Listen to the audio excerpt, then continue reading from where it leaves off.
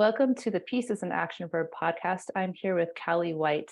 Cali and I have known each other probably 5 or 6 years now, and I have watched with awe and wonder as she has taken a need for healing and brought it out into the world from there was a caravan journey that you took, and then that somehow became a collective of other people with you to put on an exhibit on healing for the burning times. And so I know you to be a therapist, an intuitive healer, a fellow adopted human being. And with that, I'd like to just hand it over to you to introduce yourself. Oh, thank you. It's really great to be here, and I feel really quite moved that, to be invited and to be able to come and talk and share and, hopefully have a juicy conversation that's useful. Likewise, I've watched your journey unfold and out of employed work and into self-employed work, and now with these podcasts. So, I guess that's a gift of the passing of time, is to seeing the unfolding journeys of us all, isn't it? Yes, and I Um, would actually have to add to that version of my story that there was a 6 month period of I'm starting a business. Oh, wait, I have sold nothing. I'm going back to the employment workforce. And so I work part-time. I'm holding down a job part-time as an environmental scientist, which was the field I left. okay, okay, So, and that in itself has been an unexpected blessing. I didn't know that my life needed it, but I am now on the other side of the equation of I used to be a regulator, and now I'm a consultant supporting the regulated community. And that has brought balance that I needed and I didn't even know. So, and in the meantime, also continuing to build this stream of the business and the podcast. We're now at 16 interviews in is happening. So that's where we are at this fantastic. point in time. Yeah. Yeah. So introduce myself. I always find that I find that hard, It is hard. because Yeah. it's not, I can't come on and say, well, I'm this. I've done lots of different things in my life, and a corporate background for many years, and in the commercial world, selling my soul to the devil, as it were. And then just a huge change in direction into psychology and psychotherapy training, which really, I went in thinking I wanted to work with other people, but really, in hindsight, I can see that it was because I needed the healing myself, and the whole adoption wound is a big part of that. Right. That I think we've talked about a little bit before, and so for the last 20 years now, I've been, I guess, following an inner path of, call it healing, call it, growth, empowerment, spiritual searching, Hmm. looking for meaning, evolving, creatively, etc. Can I And sorry, I'm sorry, yeah, Kelly, may I interrupt you because you've spoken to so many piece verbs. Before you continue to introduce yourself, could we slow down for a moment and recognize some of these? So you talked about starting, so you first said it's difficult to introduce myself. And I think we often feel a pressure to identify with a role and to say, yeah, I am this thing that I do. So I just told you, oh, well, I'm still an environmental scientist, right? And so you told me, well, I was in the corporate world, and then mentioned selling your soul to the devil. So I think in that there's also this conundrum of supporting oneself financially within a system that exists, within an economic system that exists, and then finding your path. So finding and following your own path is one of the piece verbs that I had marked off for you. mm, And so you are doing that. You said, okay, at some point you said, this is not my path anymore. And then you went back to school, which is what one would have to do, right, to become a psychotherapist. And then you spoke so beautifully just now about, well, what is really the definition of healing? healing is very much about discovering, learning, delving, I seeing, going within, but also going outward. So you thought, I'm here to heal other people, and then you realized I'm really here to heal myself. And then you brought up adoption wound, which I think is we'll get into that I think a little bit later. But so thank you. I just wanted to pause and Mm, recognize all of those beautiful peace verbs mm. just in your Thank you. introduction. um, yeah. So yeah, I'm living my life as a, I guess, as I don't know, an expression of my inner journey, Mm, maybe, um, and um, and that's, it's taken me all over the place and to some incredible, places geographically. I've done a bit of traveling. But also, explored lots of different modalities and approaches and cultures and, different ways and models of inner work and spiritual connection. And so, um, the nature-based, um, I guess I've drawn, or I did for a while. I was drawing from the Native American culture to find spiritual connection that was rooted in the earth. mm, And then I think we were in connection back in 2016 when I did a whole load of work to support the Standing Rock that's right. protest, um, as a way of just feeling like, oh my goodness, I have received so much from that culture and Mm, that, way of being in the world and thinking about life and who we are, that I just have to give something back. mm, And then interestingly, that led me to understanding, or like, an insight, realizing actually, I have my own indigenous roots. mm, Where are they? I just, mm, they're still there.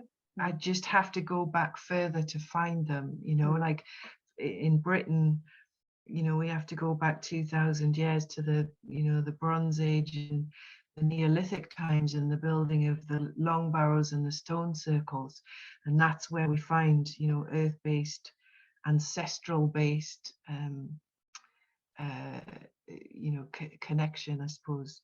And Ellie, so sorry, just to bring you back to that. So 2000 years, was 2000 years when the Romans came? yeah. And so there's this disruption in the connection of a culture that says, I am going to journey and take, right? So I'm going to colonize and take. And that pattern has blanketed almost the entire globe at this point. And so you're talking about peeling back layers of time, and you and I share some common ancestry. I am European, although of mixed origin. And you're talking about the landscape where you are in some places still holds the physical Mm, memories of mm. different ways of life, of the ancestral indigenous roots. And you're talking about stone circles. And then you said there was one other thing you mentioned. What was that other thing you mentioned? We call them long barrows, that burial chambers, but they're, Long barrels. yeah, they're like 4,000 BC. Stone Mhm. circles are 2,000 BC. Oh, wow. Um, Okay. and so the Neolithic long barrows, the burial chambers, are, archaeologists will say that they are the first permanent structures that were built by our ancestors. Mm, And they're a chamber. So they're, in England and Scotland, they're called long barrows because they're long. They're like a more of an oblong shape, but mhm, obviously rounded because they're made out of earth. In mm, Ireland, they tend to be round, so mm, they're called burial chambers in Ireland. mm, And they're it's like a construction of stone with passageways and then covered in earth, and Wow. there are quite a number that are still intact and that you can still actually go inside of. But they were much more than just, they're not burial chambers in the sense of a graveyard, not then they were much more than just somewhere to put a dead body. Mhm.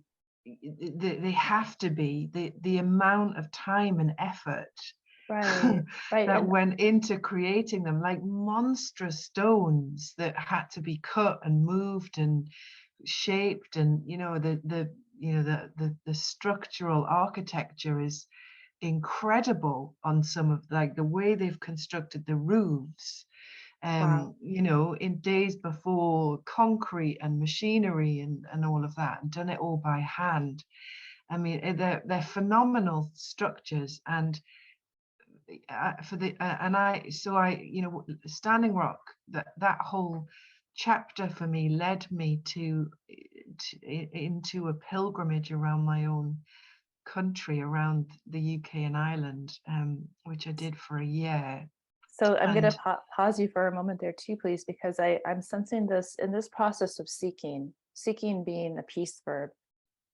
You're you're learning from another culture, which is on a land across the oceans from you.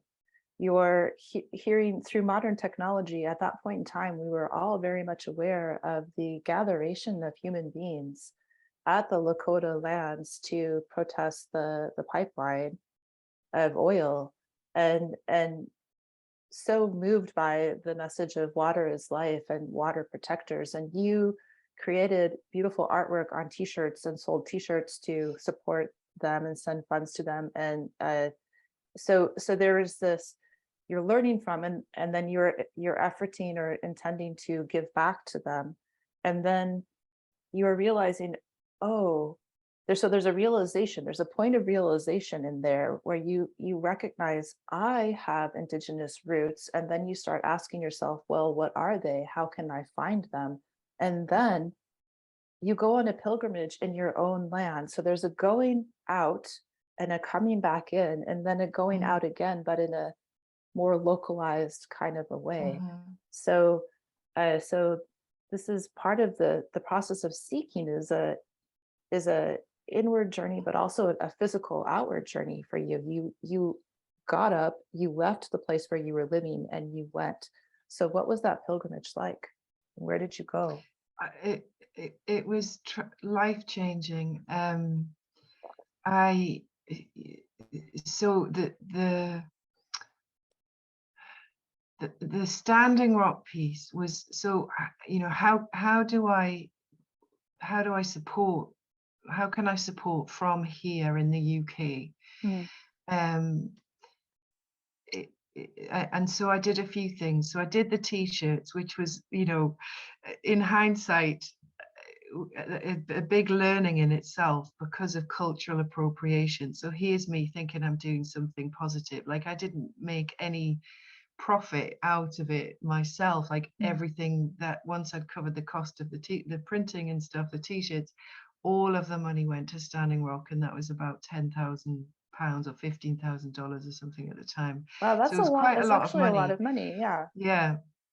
And it was also about raising awareness. Right. Like, people wear these t-shirts and they've got Standing Rock written on them, and and I had people with, anyway, one of the and what so I did that. I set up a Facebook page also to raise awareness, that was called the UK Stands with Standing Rock. Mm, And the third thing was a spiritual way of supporting. And a friend and I decided we would do that through ceremony. And, like, it's like, we don't know, how do we do that? How do we mm, hold ceremony? mm. It's something that, again, in the passage of time with colonization and oppression, it's something that's been removed from our everyday, thinking and lives to a large degree. So what we ended up doing was a 7-day journey in the wintertime we started at a place called Pentre Ifan, which is one of these long barrows, Mm, and we stopped at 7 different sacred sites, so stone circles or burial chambers, and and just held simple ceremony in honor of the water protectors. mm, And then when we finished at Stonehenge, which is obviously the one that everybody knows, mhm. on the morning of the winter solstice. And Oh, goodness. on that morning, the stones are only open to the public to actually get up close and touch and be in amongst them twice a year, one on winter, one on summer solstice. Mm, And there's always a big, gathering, and the druids are there, and there's mm, ceremony and singing and drumming. mhm. And so we go there, and we'd put an event up on Facebook and said we're going to do this thing, and 500 people said they were going to come, Wow. and then we like freaked out. We're like, what are we doing? Like, the Yeah. druids are going to be there. Who are Yeah. we? Yeah. And then it was like, no, like, who are we not to do it?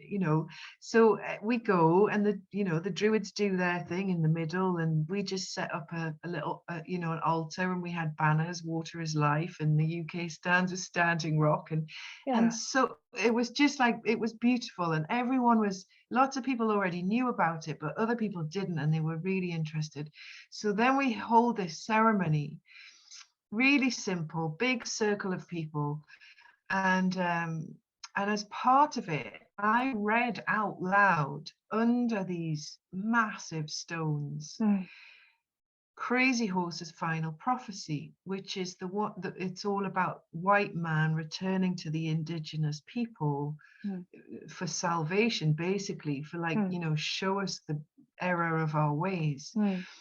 And it's a beautiful prophecy. And as soon as I'd finished reading it, I hear this voice, a spirit voice saying, Inside of "Ye- you internally hear a voice. Yeah. yeah, like, well, Yeah. it sounded like it was behind me. I Oh, turned wow. around to have a Yeah. look, and there's no one there. Like, it Yeah. was, and so it was, and the voice said, "You have your own ancestors." Yeah. And and it was like, who said that? What do you mean? What does that mean? And so that was like, the I mean, I'd kind of, with the ceremonies we'd just done, I'd started to,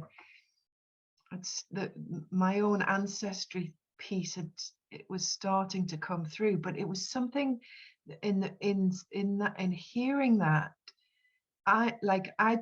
we'd gone to these places, but I wasn't connecting with the builders of them as my ancestors. As They were your just like as like some, the bones in your body being yeah, connected to those stones and yeah. They were just like, the cavemen from the past that you learn about at school, kind of thing. right. That was really the catalyst for this pilgrimage, which was, there was a few threads to it, and one of them was about really deepening into the land here. I basically gave up my home, gave up everything, either, was comfortable, and traveled around the UK and Ireland in my little camper van for 13 moons, and went to as many stone circles, many long barrows as I could, and just sat there and walked the land, and also went to, like, places where there'd been famous battles, or went to Stratford, which was Shakespeare's birthplace. I went Mm, to, lots of different historical, York, which was where the Vikings were, mm, Holy Island, and the birthplace of Christianity in the north of England. And mm, I just wanted to really, history had been boring to me at school because it was mm, never given any context. mm, Whereas now it was like, oh, like, I've come from these people, like, and walking the land and visiting these places through the lens of the lives of my ancestors. I've descended from these people, and and so it was a life-changing, massively life-changing year. And um uh,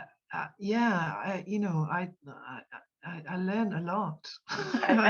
I want to back up a few minutes here and just call on you. You touched very gently on the learning experience of cultural appropriation, and excuse me. I think there's such tenderness and there's such massive wounding that we are all involved in. We're either on the receiving end of it, if we are our Native American brothers and sisters, or African American brothers and sisters, or so many other people in their homelands that have been impacted by colonization and still are. So there's this massive, massive wound across humanity. And so you're describing your own tender journey into this land of healing, which is you recognize another group of people that have more integrity still, like in terms of wholeness, in terms of connection, have, despite the unspeakable, unimaginable and yet true horrors, they are still, there are pockets of them holding on to this incredible Mm. integrity. And so you in your human spirit recognize this, you're drawn to this. This is light. We're all drawn to light. And so you're drawn to light. And then you go towards the light. You're on this journey through these, and you're in ceremony in these sacred places in your own lands.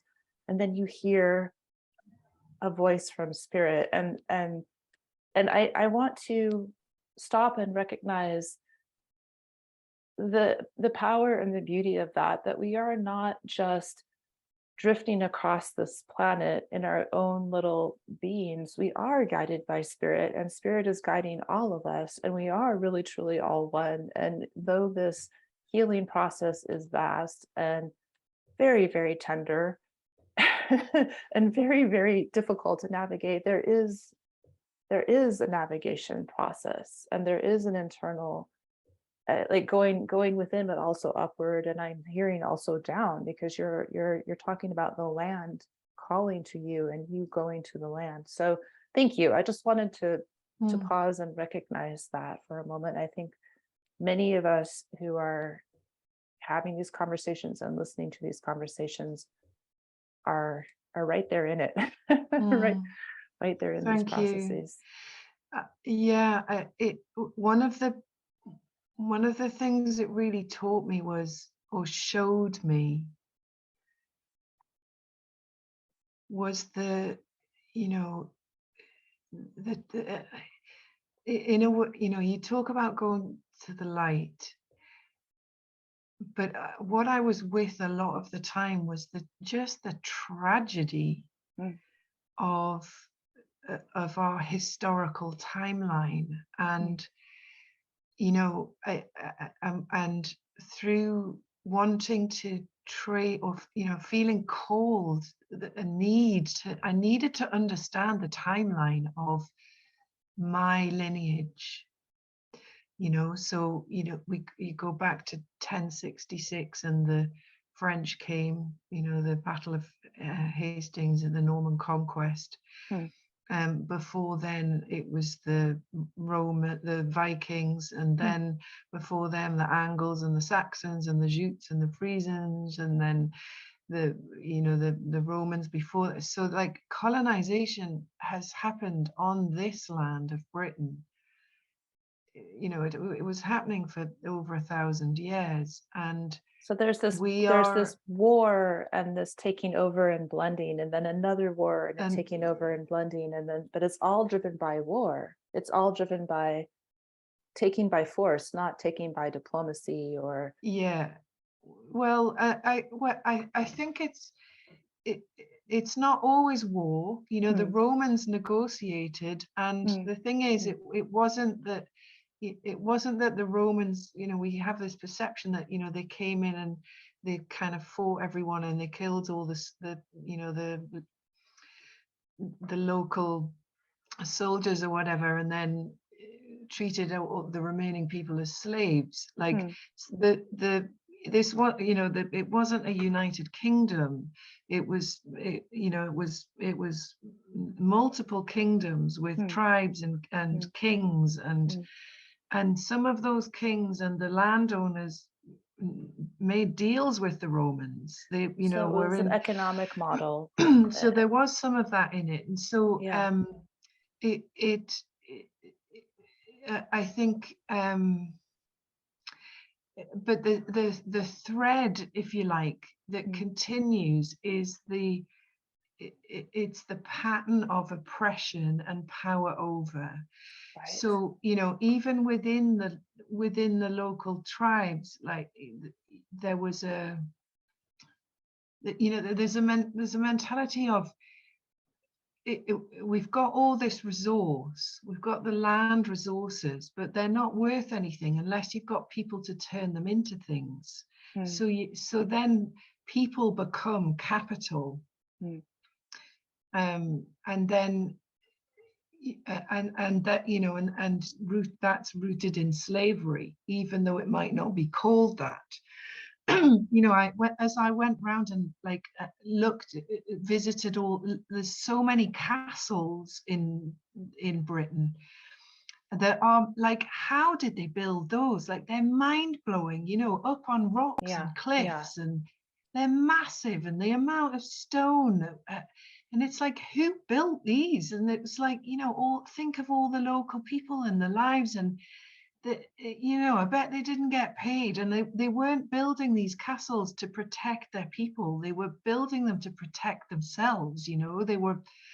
So anyway, I'm kind of going off on a bit of a No, I tangent think and a rant, but it bears pausing on that for a moment to feel into it. And I went to Rome a couple times. The first time that I was in Rome and we went to the Vatican, like all tourists do in Rome, I looked at it and I said, "This is a fortress.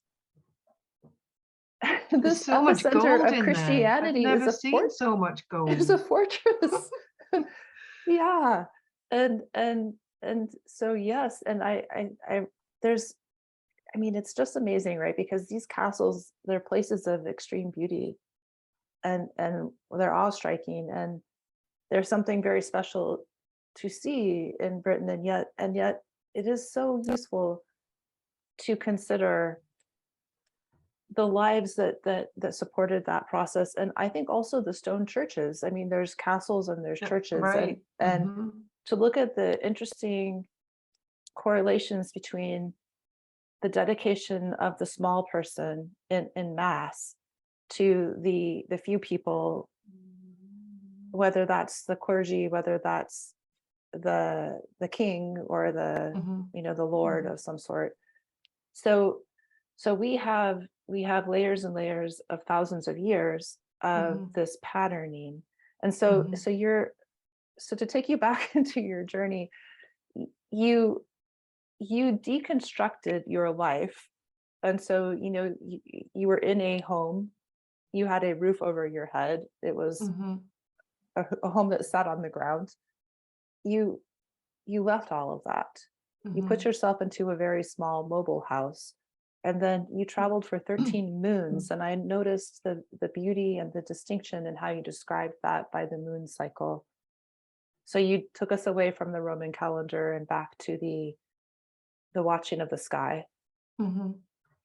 13 moons across your land, and you not only went to the ancient sites, but you also went to key marker locations in British history, Hmm. and with a growing awareness that you needed to understand that history. Hmm. So then where did that bring you, Cali, after the 13 moons? And who did you meet?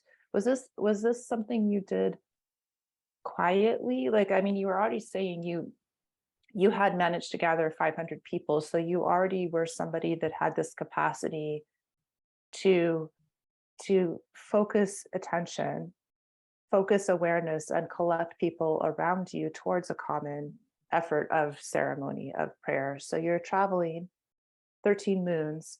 Who did you meet? What kind of interactions did you have? I met so many incredible people, and so the other I didn't do it quietly, no. um the other big part of it was the work that I'm now continuing to do around the witch hunts and around the burning times. So after the ceremony at Stonehenge, I came back to my cottage, and I was in my I'd started perimenopause. I'd left my marriage, so I was kind of living on my own, and I decided I wanted to go through perimenopause consciously Mm, and just follow my body. mm. And I recognized that I didn't, I wasn't tied to a school run with children, and I Mm, didn't have to do a 9 to 5. So I had the luxury, massive luxury of being mm. able to do that. And that, so I that I went through what ended up being, a 15-month process of exploring my history of um, of the inner work. Every month another thing came up, and really, deep in the shadows, and grief work and rage work, and Sorry, adoption stuff again. And just just a moment there. I'm sorry to interrupt you, but this is Callie, this is so healing and so special and so powerful what you're saying, because I think so many people, they have these moments of where that thing, that darkness inside is bubbling up and coming into flooding the thoughts, constricting the body, being a full on experience.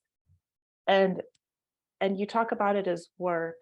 And as another person who has a life journey with healing and trauma recovery, it it's, I think, really helpful if we can just break out what that looks like a little bit, as a beacon of hope to other people who might feel overwhelmed finding themselves in those cycles.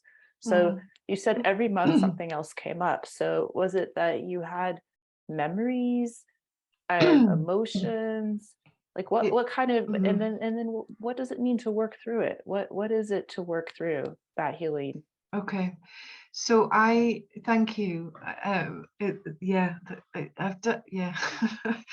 um, so I would when I would so I was in the year of so I'd stopped bleeding, but Mm. obviously you don't know at the time that this is the final year, because then you 3 months later you It's have another one. intermittent. Yeah. Yeah. So every month, when ordinarily I would have bled and Okay. had a bit of PMT, Yeah. I would feel a surge of emotion. I would feel my mood drop, and I'd feel something coming, like the cloud, Yeah. the, and but it was like I could be with it differently than I'd been able to deal with it before in the past. And I've been in therapy for years, and I've cried a lot, and I thought I'd dealt with all of this stuff and cleared Oh, it, and was, right. It's and like you feel like the linear part of us wants to say, I did it, yeah, I'm and it, done. yeah, And then yeah, wait a second, it's coming back around. And yeah, yet, and and with more capacity to drop into it is what it's sounding like. yeah, it was like it was like I had an inner mother, like a healthy inner mother, and Yeah. an inner, you know, older mother that was able to hold that part of myself somehow. That sounds a little bit It doesn't sound weird, crazy, but because actually, the train, well, I call it a training, the online course that I intended to launch in 2018 was and still will be at some point, aimed at helping people heal through family pain. And one of the modules talks about turning yourself into two people. So there's the uh-huh, little you that needs the holding, and there's the older, more capable you, even maybe higher than your current embodiment is, or deeper or Yeah. wiser, that is present simultaneously. So there's a being witnessed and there is a witnessing that's Yeah. happening within you, those Yeah. two parts of you. Yeah. And I Yeah. think that in my healing journey, I, that, like I'd had a really, I'd had a bad experience, a challenging relationship with my adopted mother. Mm. And so I'd internalized a critical mother. And the part that, for me, that a huge part of the healing process was developing and growing and nurturing inner mother part of myself. So I've got to this stage now with menopause where she's online and able to hold the intensity of the emotions that are coming up Mm. without being dragged into them and taken over by them, which is what used to happen before. Right. Like when you see a child, in a in, In a tantrum or in an in a overwhelm. tantrum, or Yeah. yeah, they're in it, they become it, Yeah.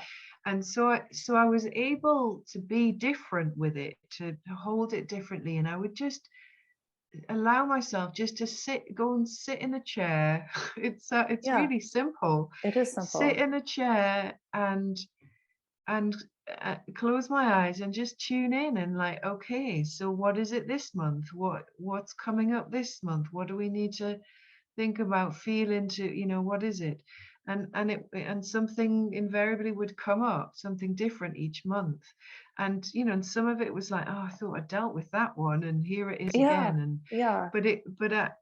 what I learned was the difference between pain and grief. So Hmm. there was one month when it was coming up, and I was literally I was standing at the kitchen sink doing the dishes, and it was coming up, and it was like, okay, what is it? And it was not having had children. And again, it was like, I thought I dealt with that one, Yeah. here it is again. And And but you're, I mean, just to recognize the sacred moment of transition where your body is closing down the ovary shop. ah, The eggs are no longer coming. yeah, There's no longer the chance. And so there's this, yeah, like, you made a decision earlier on in your life, and yet there were still many other opportunities that you could have changed that decision. And so yeah, here you are. yes, that's a Yeah. good, yeah, yeah. um and it just came up. It was like this wave of grief, and Mm. I felt it from the in the pit of my womb, in the Yeah. bottom of the bowl of my womb, and it Yeah. just came up, and I just, it sounds very dramatic. It wasn't. I just, like, let myself drop to the floor in a way and Yeah. sobbed it out, and Yeah. 15 minutes, Mm. and it was gone. And so there's And this process of you were at this like magical huge shifting point in your life, and I'm noticing in life in general that shift points create a point of stillness. So it's like the pendulum is swinging and it's over here, but before it swings back it's actually still, and then it comes back through again. Or you can even think of this, the still point at that center. So you're at this stiller point in your life, and then that allows you to slow down, which is a big component to the process of allowing emotions to actually have their full expression. mm, And I've heard it described like a Cindy Dale, who's a remarkable healer. I happened upon her book in a bookshop magically one day, I don't know, 20 years ago. Described an emotion as like a vibration. Like if you hit a gong and you allow it to vibrate, it's going to have a full expression of that sound. But we so often stop the vibration, we muffle it before it mm, completes. And so you're basically describing that you allowed it to complete. And rather than being like an undertow that takes you into the ocean and drowns you, it actually is like a wave that washes through you. So you said it was about 15 minutes of allowing the sobbing, of feeling the pit in the bottom of your womb. And then afterwards, what is it like? Are you washed clean? Are Yeah, you absolutely. refreshed? Yeah, like I felt much lighter, clarity, cleaner, Mm, and my uh, how I was then able to be with other children, mm, like with other people's children. right. Like, I've got nieces and nephews, and loads of my friends have got kids, and Yeah. that it was something was shifted. I was much freer and able to, I don't know, it was like I More could connect present. with them much Yeah. more present. Yeah, Yeah. yeah. And maybe also Um, I'm hearing like you could connect with them. Maybe your heart was less clouded over. Maybe there was some way of your heart being more available to their hearts. yeah, yeah, that's a really good way of putting it. Um, and able to be, it, present and connected on their level. Mm, So, with little ones, mm. more spontaneous, and let's have some fun, and Yeah. just goof around and not have to be so serious, and Yeah, which is get everything right, and s- s- it- um so important for kids. And actually before we before we move forward, I'm going to bring us back a little bit again. You said so you're adopted. You and I are both adopted. mm, Your mom had was a critical mom, and yet you just touched on your own, you had made a decision not to have children. She didn't make that decision. She wanted to have children. She adopted a child. And yet that completely visceral, completely human, and not even just human, but animal instinct and need to as a female human to be a mother. And so the grief, and you were talking about being able to see the difference between grief and sadness, or uh was that the no pain, pain, pain, grief and yeah. pain. So I just wanted to make that connection too, that in Mm, terms of talking about ancestral healing and looking at where pain comes from and how we can stop that chain of pain. You were also talking about setting aside the messaging that your mother had sent to you as a young child and bringing in a message of support and acceptance and wisdom and positivity in your inner mother, which we all need to find our inner mother. We all of us need uh, to allow our human mother to retire from that responsibility and bring in our actual inner mother. And so you're having these monthly inner healing sessions. It's allowing you to connect more presently with children. And this is all while you're traveling around, or no, no, this is sorry, before. this is before. Okay, this is before. So whilst this is going on, I'm also training in ancestral healing, and Oh, it, in my whilst I'm in my menopause cave, I called it, yeah. um, and I'm tracing the timeline. I'm watching YouTube videos and reading books about history and Britain and everything, and I stumble upon the witch hunts, 300 years of witch You hunts. stumbled upon the witch hunts. And so, wow, And what a big event to yeah, stumble upon. And so you said 300 years, from when until when? from 1450 to 1750 across Europe. Um, uh, Corresponding to the colonization of the Americas, mhm, right? 1450 to yeah, 1750. yeah, Yeah. and and I so the training that I was doing used a shamanic. It was based in shamanic techniques, drum journeying.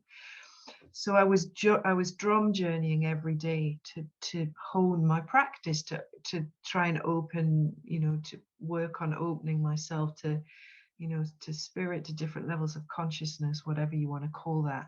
Mm, And what happened was my ancestors from those times mhm, started to come through in my journeys.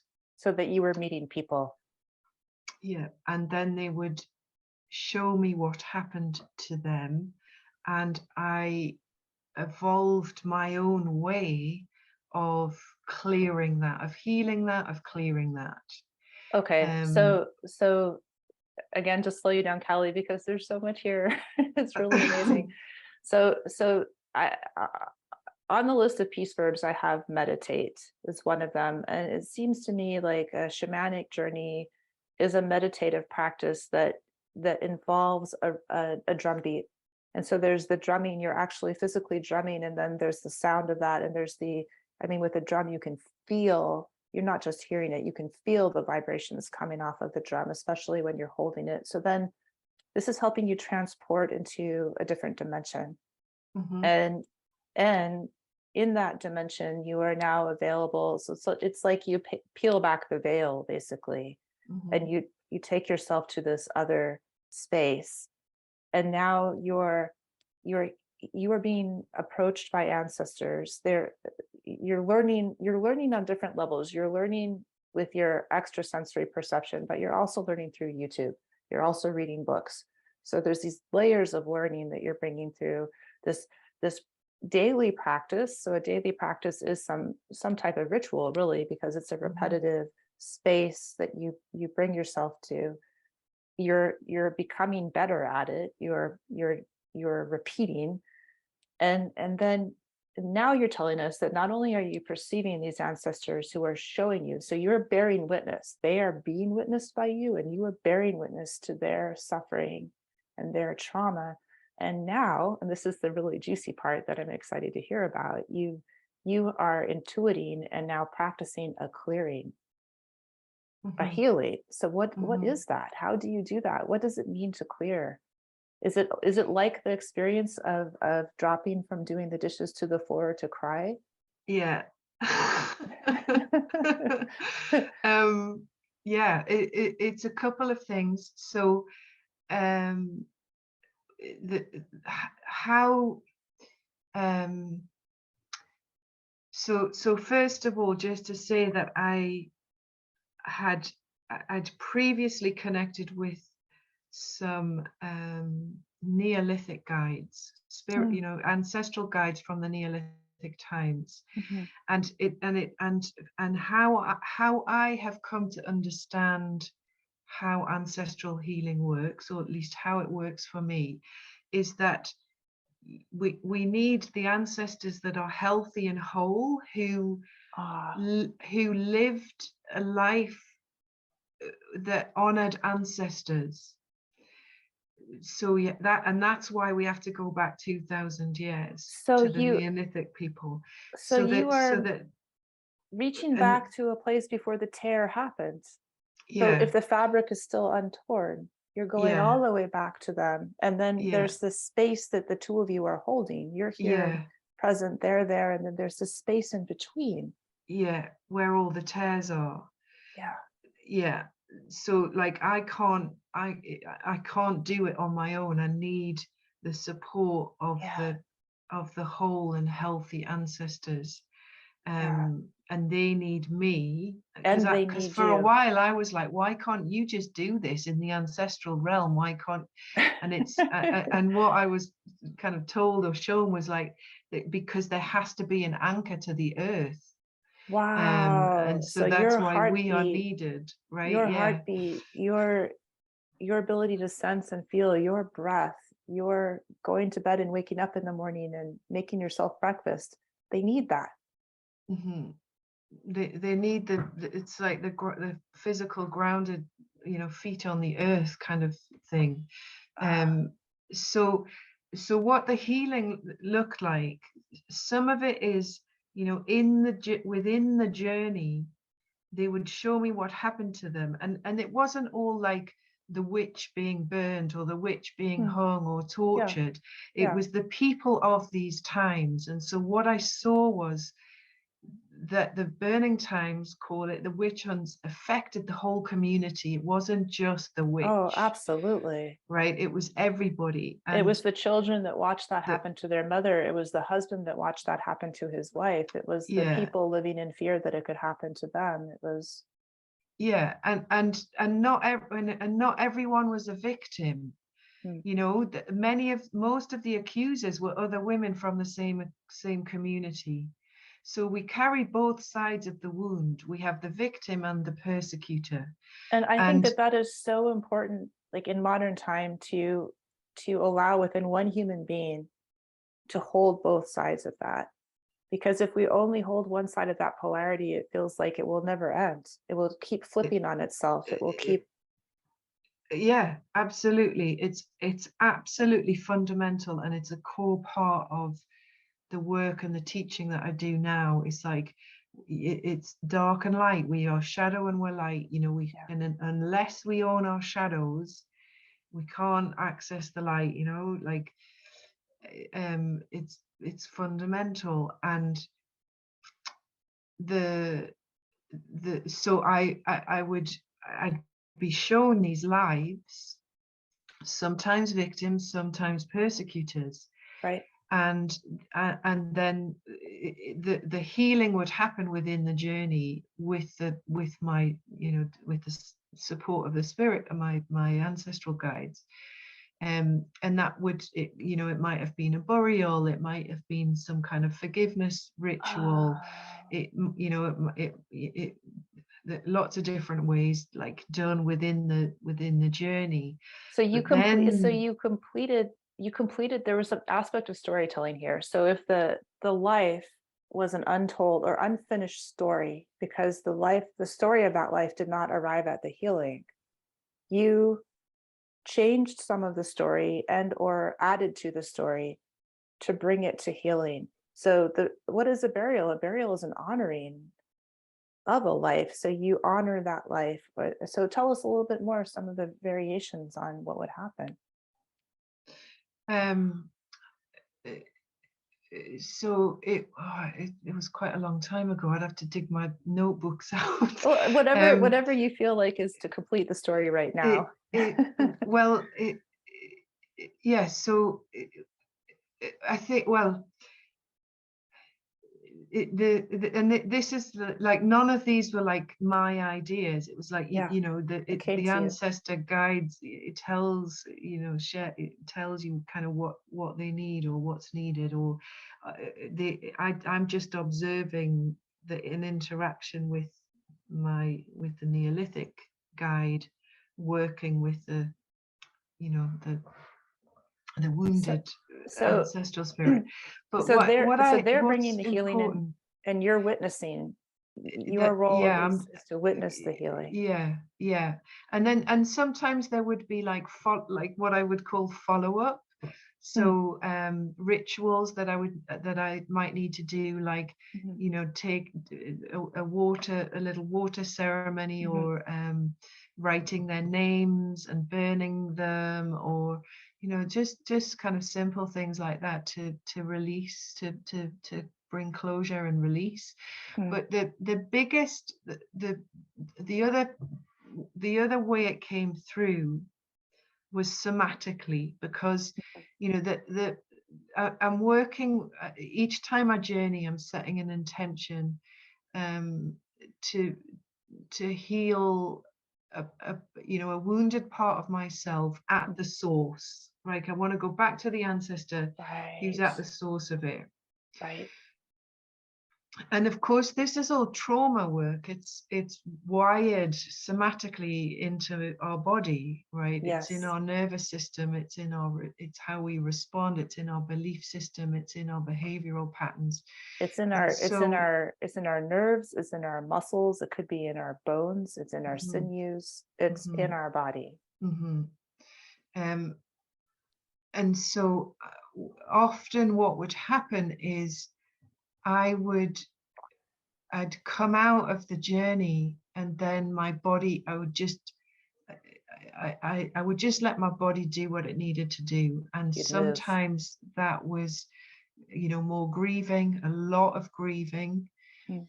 And then sometimes it was rage, Mm, anger and mm, rage, mm. to do with injustice and powerlessness, and all of that. And so Did I you would, scream into pillows or? lots. Yeah. Yeah. And So I, at the being time, angry is a peace verb. Grieving is a peace verb. it, yeah, it absolutely,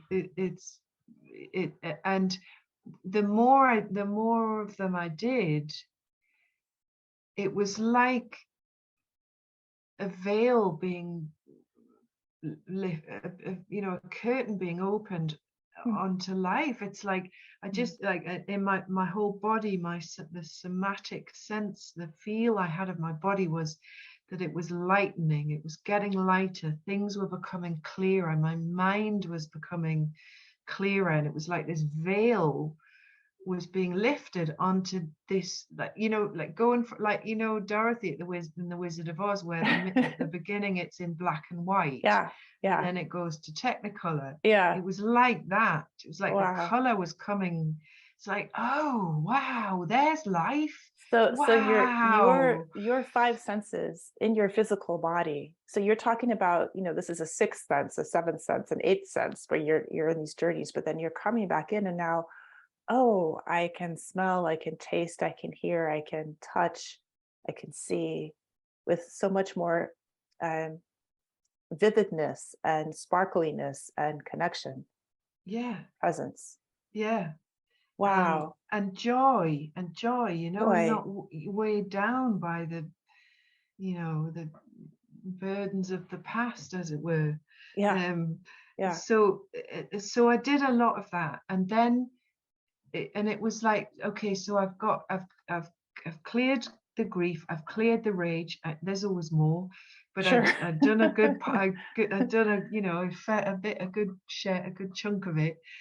Then I got to fear and terror, and Oh, that, so so there's a progression of emotion. So you're not, so spirit is not giving you all of it all at once to overwhelm you. Spirit is it giving you this piece, clear it that. wasn't kind of This piece. well, it wasn't so linear, but it was.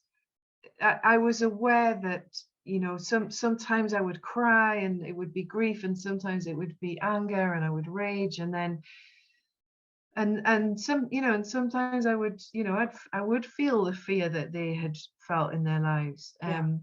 But as I started to make this connection of, oh, I'm clearing, I'm Mm, clearing this stuff, and I'm feeling better, and it's like, mm, mm, okay, grief, yeah, I can cry that out. mm, Rage, I can scream that out, mhm. whatever. um Stomp around and, physically get it out of my system. And so then, but I was really aware of fear in my system, it's been a big thing in my life, is fear. I My think mom was, in all of yeah, our well, lives, yeah, true, and yeah. yet you've been given the gift of awareness of it. Yeah. um I did, like, my nervous system will very easily go into um a state of terror, of fear, like at the most, you know it's way out of proportion to the reality of what the potential consequence might be. And yet to borrow some terminology which I don't actually agree with the terminology, but just to put us in the universe of what we're talking about, you could look at that like complex post-traumatic stress disorder, right? Where to me it feels more like a natural response to something that's happened, and the echoing waves of it. So if you haven't gone back to the source of the terror yet and you haven't cleared that, it's still, your whole beingness is still reacting to it, and will be reminded of it at anything that looks slightly like it, and it will Yeah, come back up, come back up, come back yeah, up. It's like that, we were talking about the gong that we muffle. That gong yeah, was muffled, and until that yeah, gong can actually vibrate, we have that. So you had yeah. that awareness in you of the fear. And just again, to back you up a moment, you were you still married at the time that you were having these intense journeys and clearing, or were you doing this in a space where you were already living alone? I was living alone. Okay, and I think that's an Yeah. important, it's really important and special and wonderful that you had that opportunity, because I think, again, to bring modern psychology into this, the healing process, the natural healing process to the outside observer can look like madness, because there's this inner dialogue happening, because there's this inner reality happening that you know from your own window into your own world, the beauty and the logic and the wholeness and the correctness of that process. But just someone looking at you from the outside, they could see, oh my goodness, what's happening Yes. with Cali? Yes. Right. Yeah. So the permission and the Yeah. space was a critical part of your being able to do that. Yeah. And I and I think, no, I mean, I met with menopause. I don't know how some women do it, like when they've got children and they've got jobs to hold down and Right. husbands and families, and it's like I couldn't have done it, And my maybe because they my don't do it, well, yeah, maybe or they maybe they don't, but delay it. Maybe they have to take that process and put it on hold. So maybe they stop the bleeding, and maybe 20 years later, when everyone is actually really on taking care of themselves, do they have that opportunity to go back? and yeah, I guess it's it's different for everyone. But the alone time, time in the cave, Time in the cave. it's really important, like I really my whole it's through the pain and the grief that we find the growth and the empowerment and the joy, and I mean, it's why I don't know why life is designed that way, but it seems to be that way. It's like, in the Joseph Campbell quote, isn't it? In the treasure you seek is in the cave you're afraid to look, or something like Oh my that. goodness. Yeah, you just took me back to when I was 13 years old, studying in secondary school, or we call it high school here. Paul Krajovic, our English teacher, had us read Joseph Campbell's Power of Myth. That was my introduction into literature. Wow. What a gift, right? Amazing teacher. Yeah. Paul, I hope you're listening. Thank you. um, yes, and really started me on the, like, I was already a spiritual journeyer or seeker, and yet somehow the learning and the power of mythology just got right in there at my base. And I realized through that book and that class that mythology has universal elements. So there's stories that repeat in different parts of the planet with people that would have had no way to physically have known each other, that there's archetypes that we have inside of us. Yeah. So to bring that back to your healing work, so you as one embodiment of a British woman have had ancestors coming to you, and yet the power of the collective. And so we'll talk about that. You're not just one silver spoon, you're a silver spoon collective Yeah. of bringing this work to other people for this process. Yeah. So then that was the journey. So it kind of, it felt like, okay, so I've cleared the deep grief, I've cleared the rage, but there's still terror. Here I am, I'm getting divorced, I've lost my, I've got no family. What am I going to do? Like, where am I going to live? I didn't have any ties anywhere. Like, I didn't have a Wow. job that needed me to be in, a certain place, or So life had stripped you bare at that point in time. completely. And that might sound like an amazing thing, like, oh, that would be so great, but It also it was actually sounds terrifying. terrifying. It was terrifying, It like, doesn't sound it. I think to most of us listening to that, we can say, oh my goodness, terrifying. Yeah. yeah. So my question to spirit was, how do I clear the terror? Huh. How do I do that? Yeah. And the answer was, you do what you're most afraid of. Oh. Um, and that was the, but so home, for, I think, I think being adopted, I'd grown up unconsciously for a lot of my, my early years, my childhood and teens and 20s. I'd grown up without a sense of rootedness, of Yes. belonging, of Yes. knowing, you know, Where you really um, feel like you are the child the stork brought.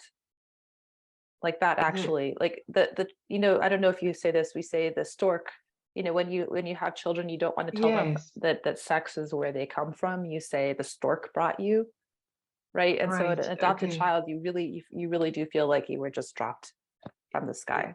yeah. Um, and I'd had a thing for years about, finding home and moving house with my husband, and we're going to live here and we're going to do this and it's going to be like that, and it just never happened. Mm. And I'd done lots of work on it before, um and I was in this little cottage, and it was like, look, it was you've got to give up on this incessant, like, chasing of this perfect ideal home. You've got to get home, as in the bricks and the mortar and the Mm. geographical place, right? The Hmm. building. Hmm. You've got to stop that now. It's not working. You've got And to yet, give up your home. and yet, And sorry to interrupt you again, but this is really, again, really important that we have this little self, like we like to call it the ego, and we have this greater self that we might like to call the soul. And the ego can attach itself to a goal or an objective, which I have found to start seeking that is where we start discovering what's actually greater than that. So you had this concept that you were looking for a home.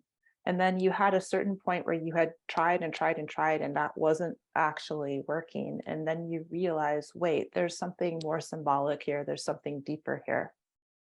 that was, Yeah. I have to feel home within myself, wherever I am, Mm. before and then I guess, and this is what has happened, and then the physical home will come.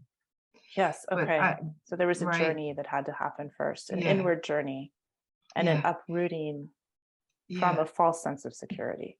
yeah. Um, so what you're going to do, they instructed me, Okay. was you're gonna give up this.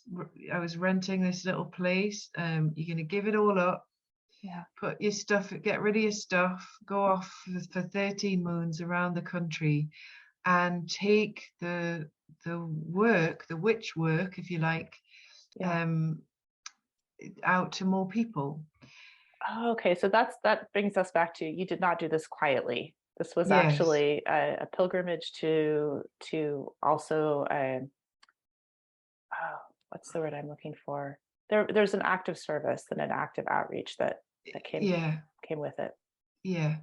And so part of my fear patterning is triggered in the whole asking for help, and Mm. no, Hmm. and so it's like, right, okay, well, I have to change that, everything I do. So, working with intention, giving using an intention, giving it up, giving it over to a higher power, whatever you believe in, whatever Mm. that is for you. Hmm. I mean, that in itself just took away a whole load of fear, because it was like, okay, I can do this. I'm going to do this thing, and I know I'm going to be guided to the right places and the right people, and I don't need to worry about it. So And you that's set it. exactly what happened. Like, I had such a magical time. You set an intention. Said a prayer too, and then you surrendered and trusted, Yeah, and then yeah, moved. yeah.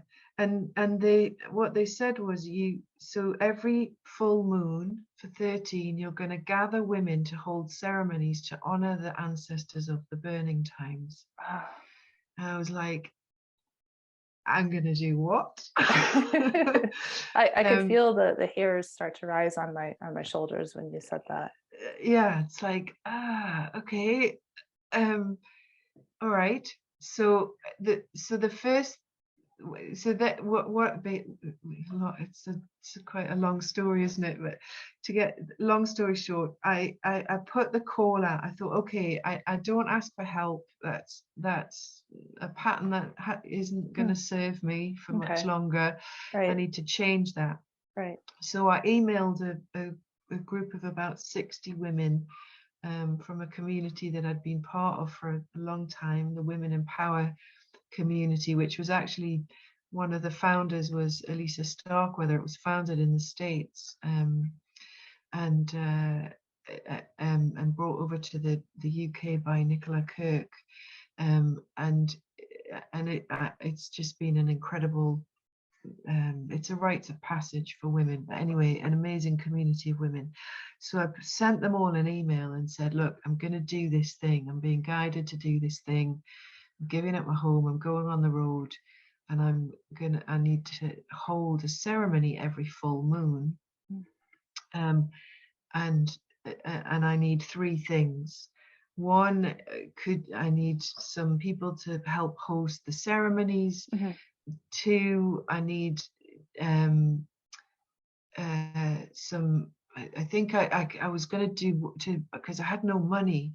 So Mm-hmm. like, how do I earn money? Okay, Wow. well I can do the workshop. So Yeah. I need, can you host a little workshop? Yeah. And the third thing was accountability. Like I'd like to send a monthly email just with an update so that people know where I am and what I'm up to. So I just want to also honor you you really trusted this because and you faced your fear, which was asking for help, which gets at that wounding for sure. Uh, but part of this was you didn't have the financial resources to pull it off by yourself. And I think so many of us, that's a real stumbling block to ask for financial help.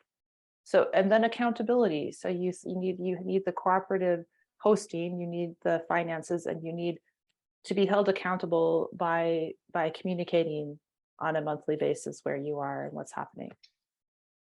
Yeah, that was holding. Again, it's like Holding you, space, creating space. not no, No. it's deeper than that. Hmm. It's like it's energetically feeling held. Hmm. It's like a few months before I'd gone off. I was going off somewhere on a I went off to do this 6 month the 6 week course and to Thailand, and I remember walking through the airport. I didn't have anywhere to live. I'd moved out of my place like 2 days before or something, and slept in my van a couple of nights. Mm-hmm. And I was walking through the airport on my way to Thailand with my suitcase, Mm. and just I was overwhelmingly hit by this sense of, oh my God, like anything could happen to me right now, and nobody knows Okay. where I am, Right. where Right. I'm going, what I'm Right. doing, who I am, Right. like this sense of. So it was like your emergency contact committee, So yeah, like energetically, there's these women all over knowing the country that knowing where you know were. I'm out on the road, and Yes, it's like really important that we it have is. that. And I It think, is. a lot of that comes from family and friendship networks, but my patterning was not to do that, not to allow that. Like, I have a lot of Right. people in my life, but Right. I hadn't kind of allowed myself to feel To be watched out held for. and like I mattered to people, Right, or to no. be oh, I totally know what you mean. I mean, yes, absolutely. When and especially for women, I to go out into the world and to know that someone knows. I know where you are, and I know that I expect to hear back from you on this particular time. And if I don't hear back from you, I'm going to come find you, or I'm going to send someone to come find you. Yeah, Yeah. So yeah, that's safety. You said I need yeah. that was your It's safety. partly safety as Yeah. well. Yeah. Um, and so, and before I knew it, Christine, honestly, I had all these responses back from Mm. women saying, "Yes, I can host a ceremony. Yeah, there's a community of women here. I'm sure they would love the workshop that you're proposing." And then loads of offers of, if you're down this way, welcome to come and have a hot meal or a shower, or you can Mm. sleep on the drive in your van. I did a lot of that. Yeah. Yeah. And it was just, this wave of support and encouragement, and again, repatterning in my body of like, Yes. actually, I'm not alone. And And repatterning in their bodies too, because like we were talking about if we can have that trauma patterning of the people that were hurt and the people that did the hurting, and now you're having the healing pattern of the person who's seeking support and the people who are offering support. And so that is the transmutation of both sides of that coin. yes, and as someone who really struggles to receive, Yes. what I found was I guess the reciprocity of giving and receiving. So like Yes. I would turn up somewhere at a woman's house, and she'd offered to host a ceremony, and we'd been in touch, and I'd booked, we got the venue and people were coming, and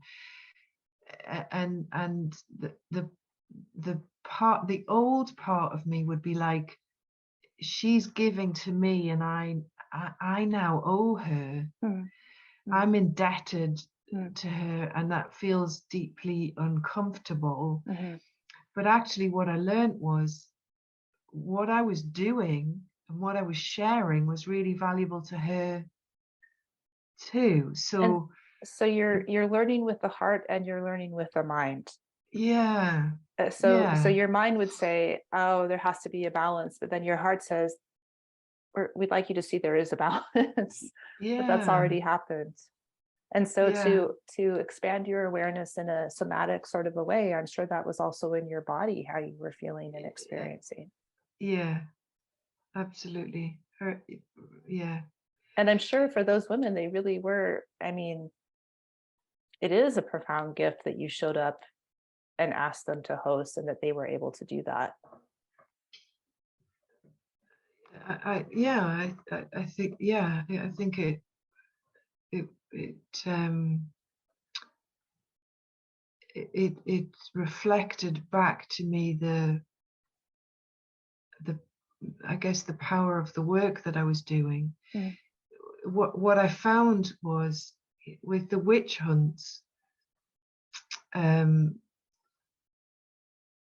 it's resonating more and more with more and more women. I'm sure men too, but my deliberate focus is on the women, the wounds that we carry as women. And I, when I first started, like the well, not the first ceremony I did as an end as a where I'd been living. So Mhm. I had quite a good group of women that I'd worked with before, and who used to come to my circles and things. But then when I started to um like the second one, like five women showed up, and every time I did one, they got bigger and bigger and bigger, and it ended up, the final one, there was 70 women there. It Wow. was like Wow. So you went it from was 5 to 70. um So where we were, you were experiencing being received. So you had this network of women who knew where you were. and were watching out for you as you traveled, that accountability and awareness of where you were. You had women who were families, women who were allowing you to stay with them, to take a shower, to park your van and sleep in their driveway. You had women who were arranging for the ceremonies, and you started with your hometown, which was a larger group, went down to 5, and then ramped up over 13 moons to your final ceremony with 70 attendees, 70 participants. Yeah. And so that, there was what I was experiencing, or observing, if you like, was the how I perceive it is that there's a collective wound. There's a wound in the psyche of humanity Mm. that is rooted in the burning times, and more of us are feeling that, or resonating with that, or it's coming up for healing now on a collective level. And what the ancestors told me was, a collective wound requires collective healing. So, Yes. we can do our personal inner work with a therapist, or kind of we journey on our own with it, or we do it on a personal level. Mm. But there are, how it showed up for me was like the wounds of separation. So we've been separated, disconnected from ourselves, from nature, and from each other. And this Mm. was a big part of the feminine wound, was the smashing up of the sisterhood. And I saw, as more and more women came and were called, that they too were resonating with the same, with that wound, if you like, with the experiences of missing sisterhood, of missing healthy, supportive, feminine connection. And also And perhaps of having the experience of the opposite of that in in right, the relationships. And you were talking a little bit earlier about you were aware that you were terrified, and you were aware that it was like the amount of terror that you experienced did not match the trigger, like what it was that was triggering it. And so there's a similarity in that of if we can look at this collective wound of the sister relationship. And sister, I think you mean physical sisters, like two daughters in the same family from the same parents, but also like you and I being sisters, for example, not blood related necessarily, but women in the community with each other. yeah, And yeah, yeah, okay, yeah.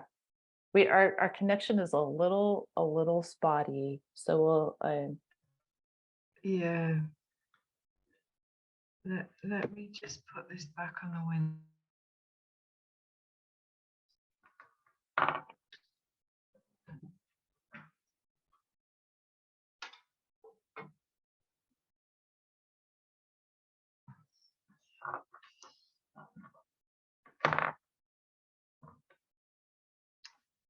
I'm grateful for Sorry. modern technology that you and I are actually having a I conversation. know, it is a miracle, isn't it? It is a miracle. It is.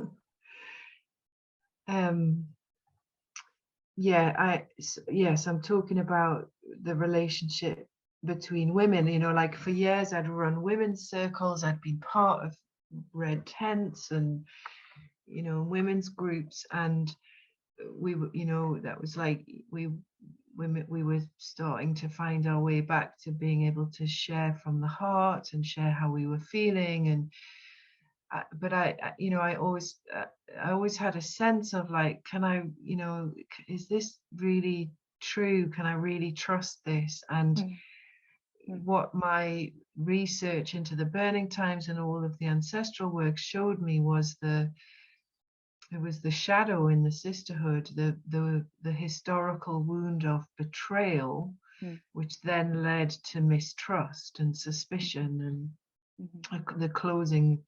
And it's like relationships become, they're on a superficial level because we can't fully trust each other. At And 300 so years, Kelly, how many generations of people is that with the life expectancies of those times? Was that like 7 generations? Was that no, 20. 20? Yeah. Oh my God. So for 20 generations, which is, I mean, I can remember my grandparents. I've never met my great grandparents, but 20. So the habits that were formed of mistrust, distrust, disease, terror.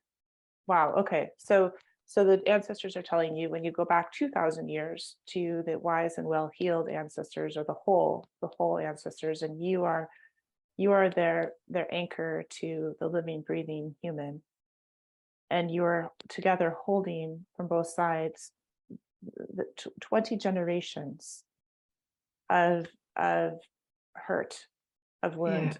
And a Yeah. wound, when we think of a wound like in our body, it's a tear or a breaking, like a broken bone, a torn open skin. Uh, it's similar in the psychic sense too, isn't it? It's a tear, it's a breaking. Yes.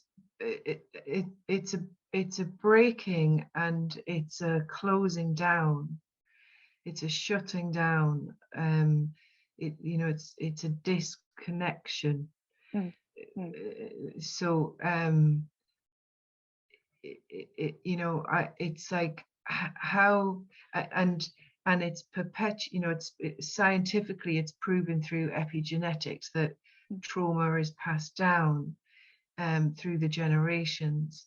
And but more, what I think is more interesting is it's like we feel it in our bones. mm. And the and it's perpetuated through belief systems and through behavioral patterns. So it's Yes. like we grow up with a set of expectations of how life works, and Yes, there's a that it narrative that we are born into, like a cultural and narrative. yeah, and it's counter to how we are physiologically designed to be. So, we are relational beings. We are designed um, to be cooperative, to be Mm, collaborative, to be dependent on each other, to live in community. right. I can't remember which archaeologist it was, but there's a story about um, the kind of one of the greatest archaeological discoveries was finding a really early leg bone, a thigh bone, human thigh bone that had signs of a break in it, Uh-huh. and that the and the archaeologists could piece together that this person hadn't just been left to fend for themselves and die. They'd been taken care of and They've been allowed taken the care of. the wounded healed, Right. Right. and it's so that they didn't kind of die from it in at that at the time it happened. um so we're designed to live in families and communities and support each other and take care of each other, um and we've been conditioned away from that.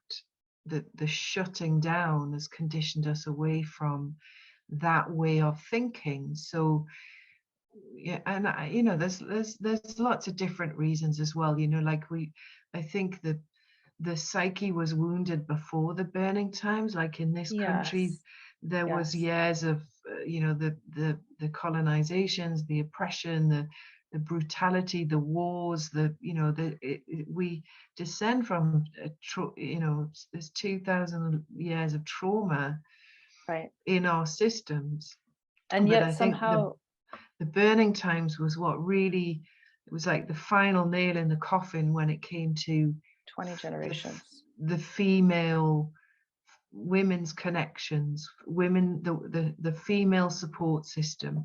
So now we're left, women, we compete, we compare, we fear each other's judgment and criticism, we play small, we don't speak up, there's all sorts of but patterns of behavior that were at the source were if you're living in fear of being accused of being a witch, you're not gonna speak up, you're gonna do what you need to do to stay safe and survive, right? And but now we do it, and we're not in this country, and like in the West anyway, the real consequences of that aren't the same anymore, and yet we're still behaving in that way. And I'd like to also just bring in, so we were talking, I had mentioned that the Vatican is a fortress. And so the witch burnings, they're not just the Normans, they're not just the Vikings, they're not just the Romans coming in and taking over resources.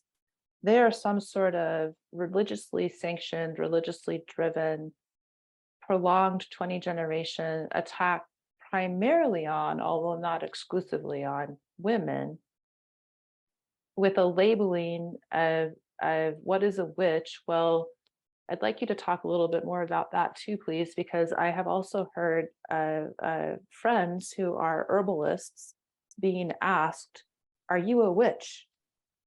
And so, for a woman who has a connection to the plants around her, has an intuitive understanding of the healing relationships between human and plant, and the cycles of the earth, and the energetics, the subtle energetics of interconnection, the behavior of cleaning. We think of a witch on a broom. Well, what is a broom? But it's an implement of cleaning.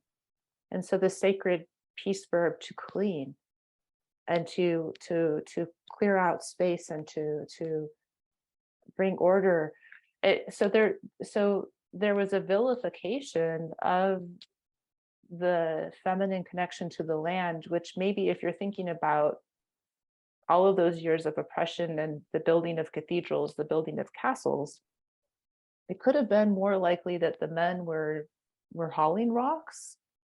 I'm just guessing, in terms of how that workforce was put together, that maybe the women could have held on to ancestral ways longer, through all those layers of history of the castles being built and the lives that were subsumed into that process. Maybe the women were able to maintain some connection until the burning times. And so the witch hunts, the labeling, all of that goes into it. So anyhow, I just thought that was worth adding. That's a really good point, and I think it is important to be historically correct with all of this stuff. And witches so for our ancestors of those times, the early modern period,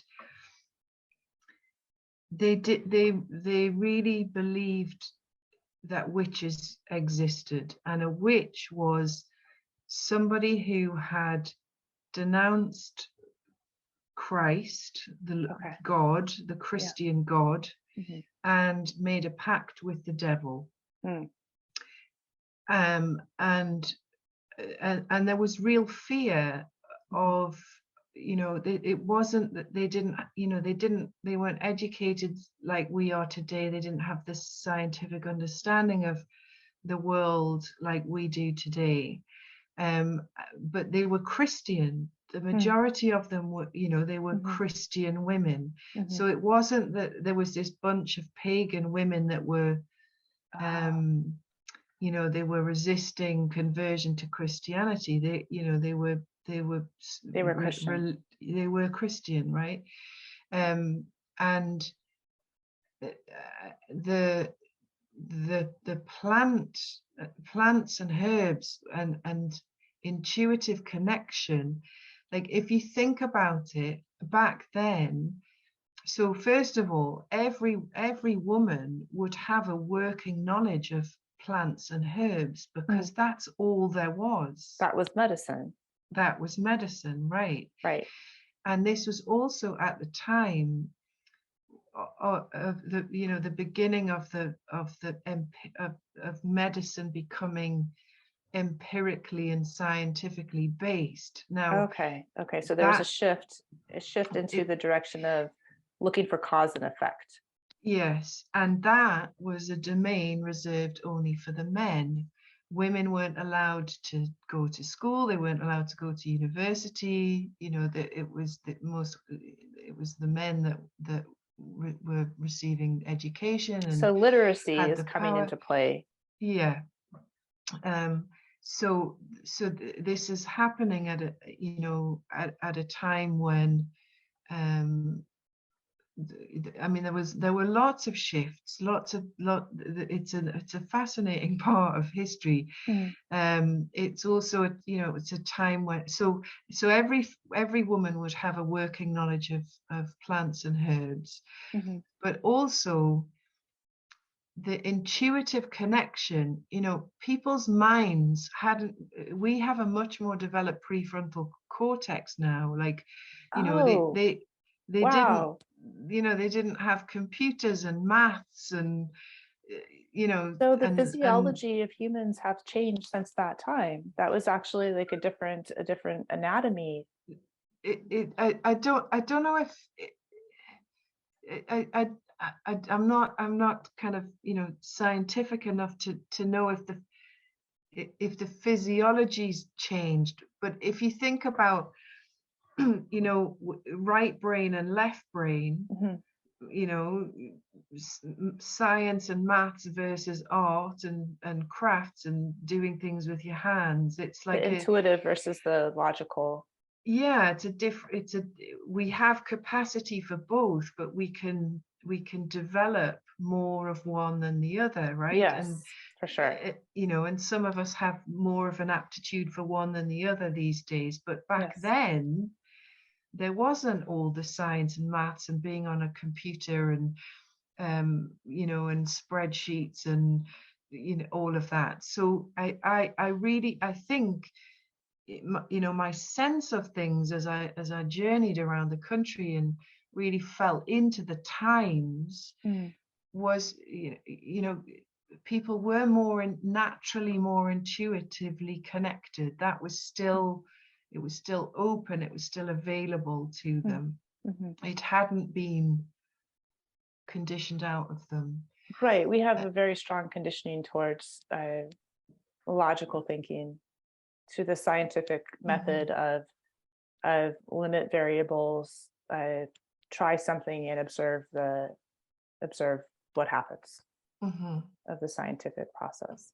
Yeah, And then all of the science and technology that has developed from that point, and the worlds that we live in, and the fact that we're talking over the airwaves to each other right now is all yeah, coming from that yeah, time. Yeah. So you're feeling into a different reality at that time, and a true belief in witches being females who had made a pact with the devil and renounced God, renounced yeah. Christ. And so in a deep fear And of them men. as a danger. Okay, so and then and Mhm, so it's really seeing them as a danger to the community, and probably also a sense that they could hide in plain sight. mhm. Yeah. And it was believed that the reason it's gendered, you know, Mhm. 85% of executions were women, those basically, 85%. Okay. yeah, and Yeah. 15% men. It varies by country. Interesting. And the and it's, you know, there isn't like one story that fits all witch hunts. Like there's different dynamics in different parts of Europe. It was across the whole continent, like from the Yeah, Scandinavias down to yeah. the It was born out of the Catholic Church. uh-huh, It was and it was rooted in misogyny. mm, And it was believed that women were the weaker sex, mhm, mhm, not it not on an inferiority level, but mhm. on a more likely to fall into the temptation of the devil's lust. So the whole slant on the story of Eve and Adam is playing into this, the Yeah, Garden of Eden and the apple and yeah, yeah. absolutely. So that's why in most of Europe it was, majority of women that were accused. But if you go up to the Scandinavian countries, it was 80% men, or 90% men um, in Iceland, for example. And Wow. the belief there was that eh, in those countries Christianity came later, so Right. there was a holding on for much longer to the older pagan beliefs and gods and practices, Right. and so and which were held by the shamans, call it, Hmm. the spiritual, the holders of the spiritual life. And so it was the men that were targeted, so Hmm. that that Hmm. was a rooting out the old ways and converting everyone, not convert, they were converted, but like By brute anchoring in force. Christianity. Yeah. But it is different. It's different in every country. I mean, it's very different. What happened in Scotland was different to what happened in England. Mm-hmm. um And at that time, Scotland and England were sovereign different nations, correct? Like in those time periods. It was not Great Britain yet. I am sorry, I'm apologizing for being ignorant of the history here, but is the, that true? They were different entities, countries. the it, for part of it, and then I can't remember the year of the union, but um It in the overlapped. in it overlapped, yeah. Mhm, But we there was a king. King James VI of Scotland was obsessed with witches, mm, um and he was betrothed to Anne of Denmark. mm, She sets out on a ship to come over to Scotland, and there's a massive storm. mm. So they have to, and only her ship is affected out of the whole fleet. Oh, And so she docks in Norway. He goes over to collect her and spends time with her over there, and in Denmark, where the witch hunts were kind of really quite, there was a lot of them, and mm, there was a belief that her ship had been hexed. So okay. there was a witch hunt in Denmark, and two women were accused and trialed and executed. And then when they sailed back to Scotland, there was another storm, Mm, which then confirmed his own belief that witches were at work at home as well. And that mhm, sparked a big witch trial, the North Berwick trials, up near Edinburgh in Scotland. He then wrote his, and 70 people were executed as part of that trial. 200 were accused, mm. and he wrote his own guidebook, if you like, to witch hunting, and like an argument to to to state that witches were real and dark magic was real and the devil was real. And then he became King of England, James I of England. So Oh, he brings his fear of witches south. so it's a Um, it's a marriage of church and state. and This yeah. this witch hunting. Yeah. And then somewhat, so Shakespeare, Mhm. who, you kind of think about how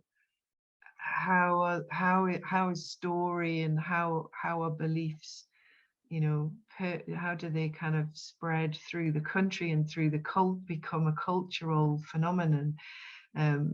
One of the ways was through plays and theatre, obviously, because not everyone could read, right? And So the that was printing press was really new, and very um, significant that then to yeah, have and stories so being told on stages. and Macbeth, it was so Shakespeare, trying to garner favor with the king, Mm, wrote Macbeth, mm. which is a lot of that. The story is based on James the Sixth, his experience, the three witches, and the um, that they're women, and that they've cursed they've put curses on him and his wife, and prophecy and all of that. So Mm. and of course then that becomes well known within the culture. There's the story of Macbeth, to the point where in Scotland it was kind of believed, it's that whole story is such a curse. They can't say the name. They call it the Scottish play rather than by the name Macbeth. Oh, So wow.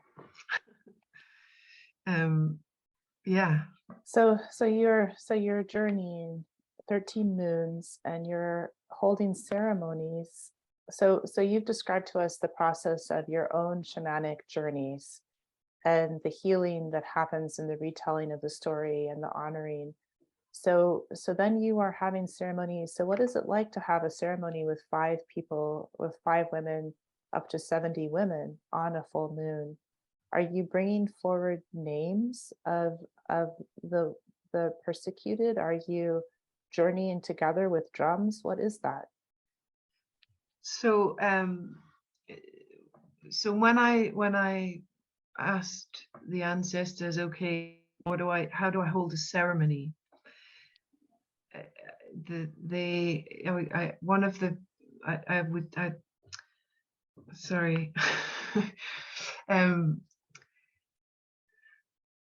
I so I asked the ancestors, how do I hold these ceremonies, and did a medicine walk to receive wisdom.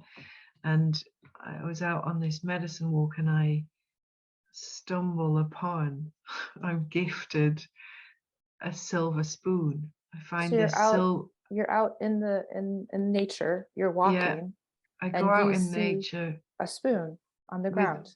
yeah, with an intention, give me some guidance as to how I hold these ceremonies. And I'm in the middle of nowhere, down, kind of down by the beach on this lane. Hardly anyone goes there. Mm, And I find this dessert spoon, this silver dessert spoon. mhm. Um, so it's like, okay, that's like, in a place where it's like, how did that get there? Right, right. Did it look um, old or was it of modern it, construction? it was. I don't think it was old, but it was made to look old. It was kind of quite detailed and patterned, and but it was a bit scratched, and it wasn't it wasn't real silver. It was silver plated or something, but it was it's obviously from somebody's desserts. I don't know where it And was from, I, but so you and I are about the same age. It landed. I think it stopped at my mother's generation, but there is a tradition of silverware being gifted from mother to daughter at the point of marriage. It's the dowry that is sent with the daughter, includes the china and the silver. And so this is how, we would have ceremonial dinners if that were Easter, Christmas, Thanksgiving for us in America. My mother right. would bring out grandma's china and grandma's silver, and there were, I don't know how many spoons, definitely at least two, maybe three, the different size spoons, the different size forks. And by the time I was married and putting a household together, we went to the shopping mall and bought something, you know, pretty but functional. So is that part of this? The spoon having the symbolic being gifted generation to generation? Well, it became a medicine. It was a medicine spoon. Oh, right, because So you take medicine with a spoon. right. Right. So and I had when I was growing up, my mum always had this special spoon in the kitchen drawer that was the medicine spoon. Like it was only Oh, used for when we, when I was a kid, like if you got a cold and you took that was the cough syrup. it was for the cough syrup, it was for the Yeah. medicine, right? And my grandma, the reason my mum had one was because my grandma had one So when there she is a was a kid tradition, a matrilineal tradition of medicine of spoons. having a medicine spoon in the kitchen drawer, yeah. Um, and so I evolved a ritual using um, a medicine spoon, and so every woman that came, I invited them to bring a silver spoon Mm. as an offering to their ancestor, and used water that was like set with intention. If I could get it from a sacred place, then I would, and then infused it with flower remedies for trauma and shock and growth and healing and all of that. And so I would use every time I did a ceremony, I would include this part of the ritual. I guided. I basically we would drum journey. So I would drum, and I would take the women on a process, one to connect to a loving, healthy ancestor that would Okay, so help there's them. that process of going back to the Yeah, whole and wise. yeah. And then secondly, um, to identify a part of the wound that they were carrying, that they wanted to clear in their own lives. So you find And your own, I'm struggling with this emotion or this pattern or this thing that keeps happening and holds me yeah, back. yeah. Mhm. And then we journeyed and to meet the ancestor at the source of that pattern, and then with the invitation to do it somatically, like I'd learned how to do in my menopause cave. And so you were, um so in your circle, you are creating a space of allowing a physical space and an emotional space where you are, it's perfectly acceptable for women to wail, for women to yeah, make gestures, to make sounds, to, yeah, wow, yeah. wow. um and and then when they came out of the journey, then we would do the healing, anchor in the healing with the medicine and the medicine spoon. And then what I was also instructed was, you have to collect the spoons Hmm. because they're going to become part of some bigger collective healing project later. Right. I had no idea at the time what that was, but I So, invited every woman that came to the ceremony or the workshops that I did, to, if they felt to leave the spoon as an offering to be part of this bigger thing. So by the end of it, I had yeah, 500, a very heavy box of 501 silver spoons, and they were 501 silver just spoons. they were amazing. Like you mentioned the thing about the china passing Yeah, down, and the yeah. And the but silver. there was also a tradition here, I don't know if you had it there, where um a silver birthing spoon was given, where, as Oh, a that christening strikes gift. like a note of recognition in me. And and yet it didn't happen with our generation. We were not christened at birth. And this was partly my mother being raised Catholic and then leaving the Catholic tradition, my father being raised, I don't know, maybe Presbyterian, I'm not actually sure. And then so they basically found a new faith community in Congregationalists, which would have been a group of English people who were being persecuted in England who decided to go to the Americas. In this same time period, the Congregational Church, the Quaker Church, are churches that have grown in America, coming Right. from England. Yeah. So I was not christened because there wasn't as much of an emphasis in the congregational community on christening. It did Okay. happen, but it wasn't expected of every family. Mm. I chose to be christened at age 13, no, 11, because I had a very special great aunt who I wanted to be my godmother. And so I wanted to cement that relationship with God over us, or with us, through us. So I am That's so beautiful. recognizing, yeah, Yeah. Aunt Georgia, bless her soul. Oh, Uh, so she said, I'm not Congregationalist. I'm universalist, I can't remember exactly how they call that. She had another faith, and I said, I don't mind. Let's just come together in this relationship. So yes, christening spoons, they are a thing here, although not quite as consistently. yeah. And so women brought all sorts of just incredible spoons. Mm. I mean, they're And they were willing stunningly to give them beautiful. over, like, so they, like, this is like a family heirloom that they're It, gifting to you.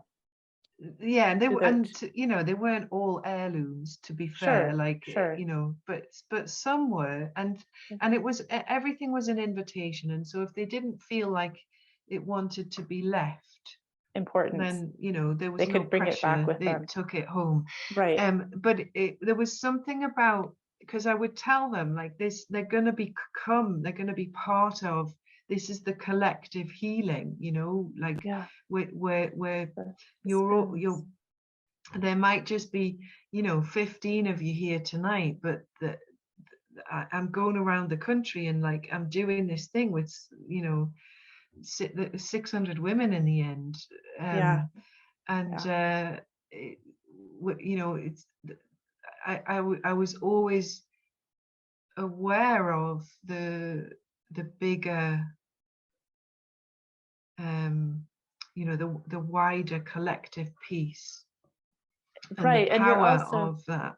the power of that, but also you're allowing for yourself to receive messages from spirit in the amount that you can attend to at any one particular point in time. So spirit doesn't tell you, and here's what we're going to do with 501 spoons. Spirit says there will be something we're doing with 501 spoons. And so you say this, and they say, okay, and there's this allowance of, you can, if it feels right, you can gift the spoon to be a part of this collective, but if it doesn't, you are to do whatever feels right with that spoon. Yeah, yeah, Yeah. yeah. Um, and so that's what led to the Silver Spoons Collective. So when I finished my journey, I then invited all of those women that had come and offered their spoons to come on another journey with me, in a sense. You know, what came through was, it's going to be an exhibition. Hmm. And it ended up being, so a group of women, it started, I thought like 10 women would be interested or something, but Sure. started out with a group of 50.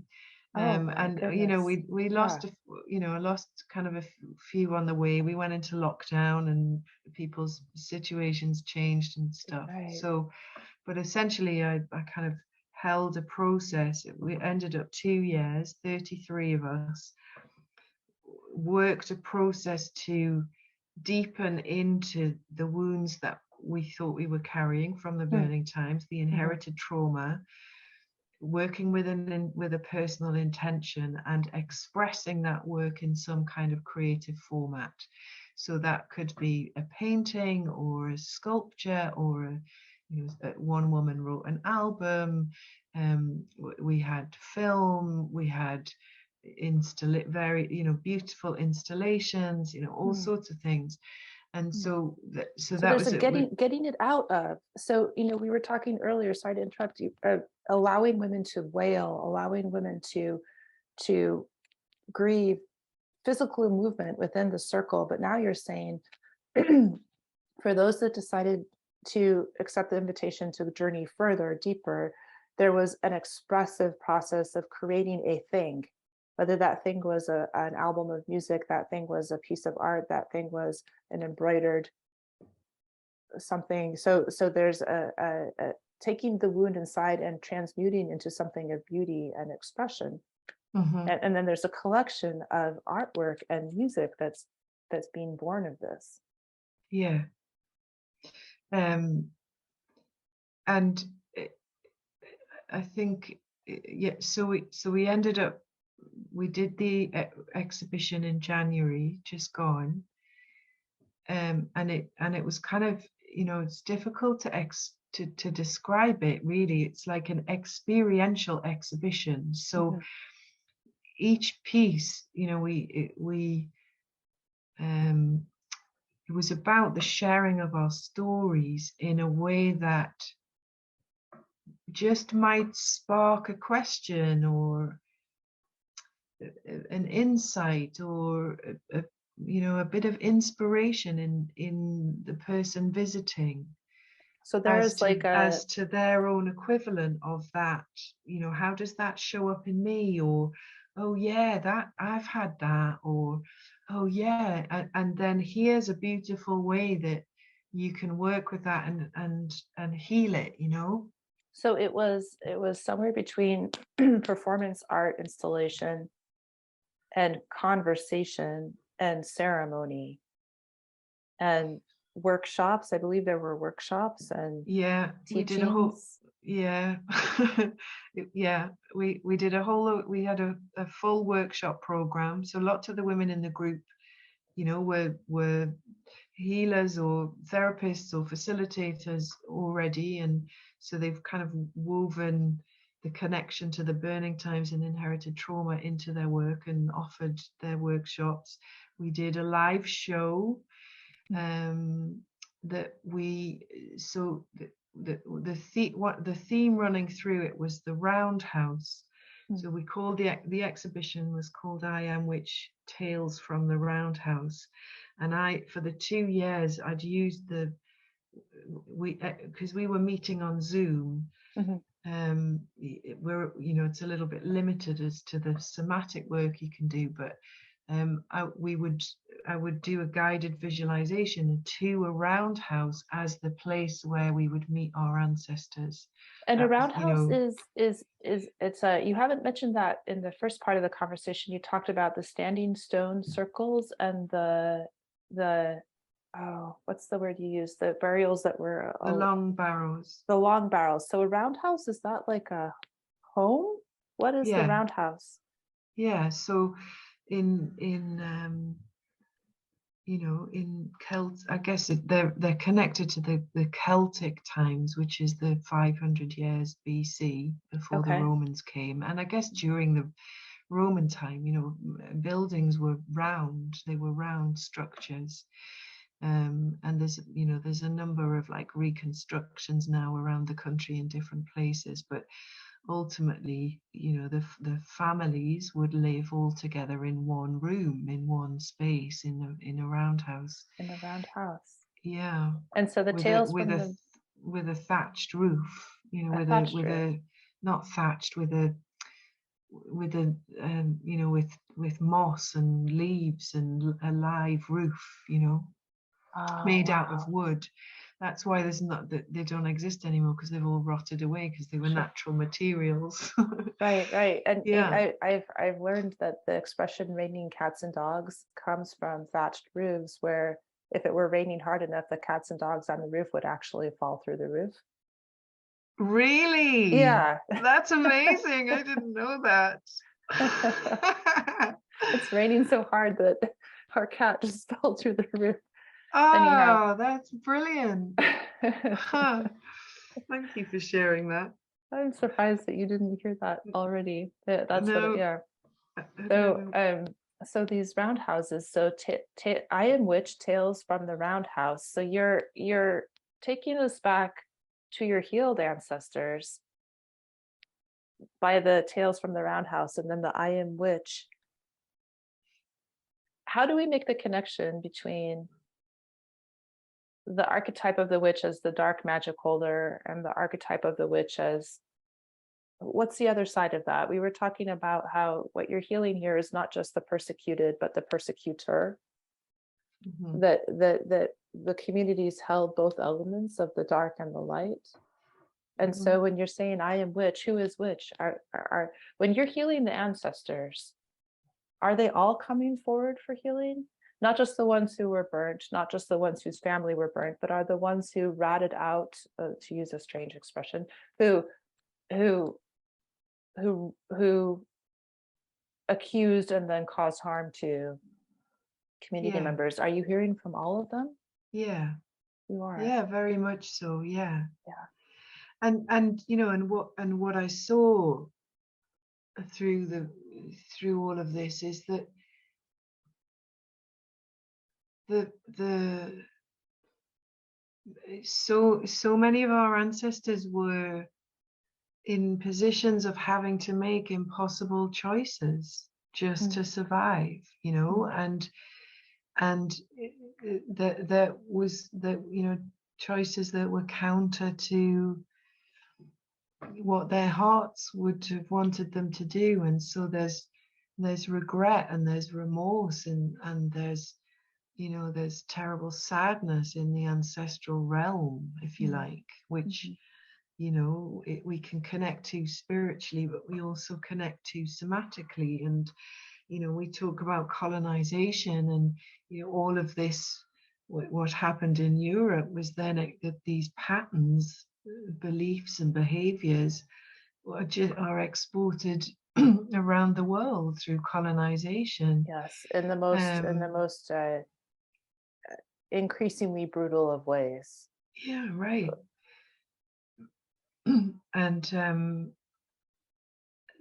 and I think one of the big teachings with ancestral work for me is that it can really help bridge the divides that actually the blame game.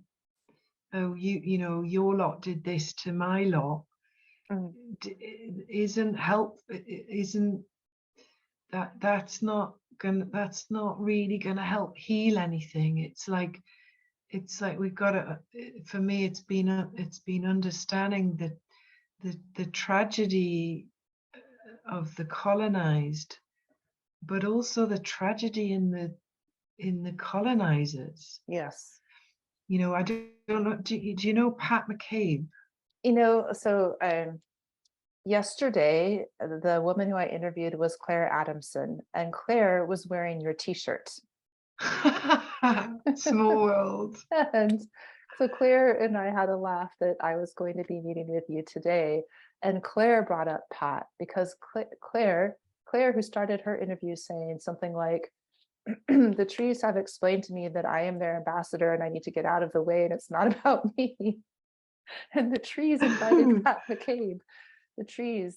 So yes, I'm aware of Pat, and I my first awareness of Pat was a talk that she gave as a part of Claire Dubois' inner journey Right. through Tree Sisters, where Claire had a Tree Sisters inner journey map, and then also speakers to speak to each of these elements of awareness. And Pat was speaking on the burning times, and Pat was speaking of past life memories. So Pat, being Native American, my understanding is that she's Lakota and Dene in her Yeah. heritage, and that she was remembering those times, and that her one of her jobs in this life is to bring healing to that. So yes. Yeah, right. Yeah. So, yeah, I mean, yeah, she's an incredible woman, an incredible teacher, and I'm very blessed to have met her over here when she was over one time. Wow. But one of the things that came through for her, and I'm sure she will be fine with sharing this because she's shared it publicly herself, and there's some of her talks are online of her sharing this. What she saw was the white men Mm, that were massacring the Native American women and children were the men who weren't able to protect their own women at home. Oh my God.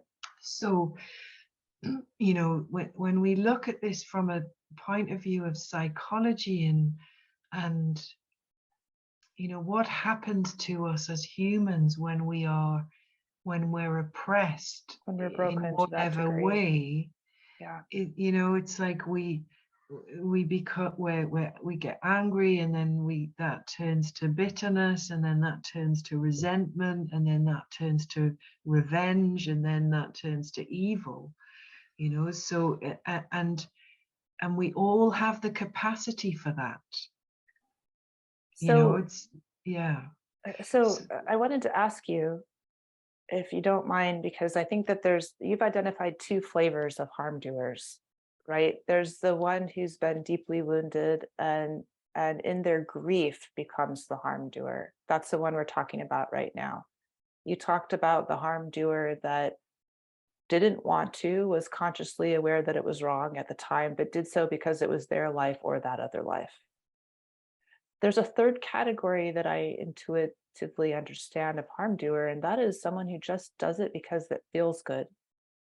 Uh, like coming from a place of deep selfishness, or and I don't know if that's a lower level of human expression in terms of the soul's journey of wholeness, but I, in my own healing journeys, have discovered that I hold all three of those patterns, in terms of the harmer inside of me, or the past lives that I hold, mm, the connections to other lifetimes, that I have been the lumberjack that felled the redwoods just because I could, and because I was like, wow, I can fell this tree, right? mm.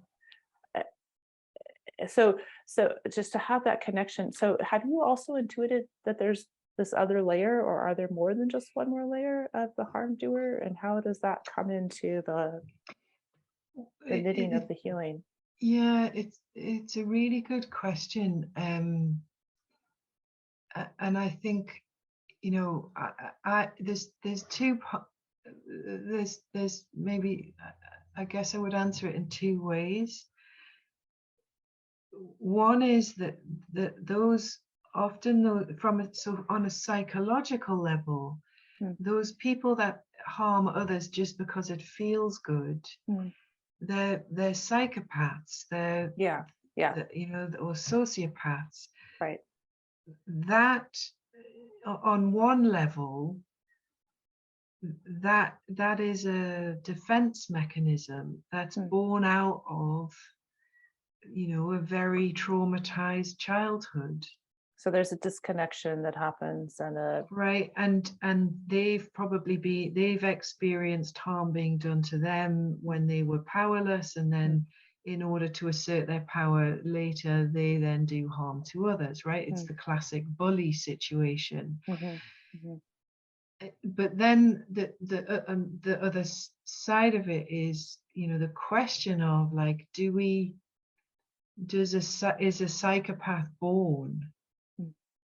or, you know, do we come in with that Right. level of evil potential, or, you know, desire to act it out?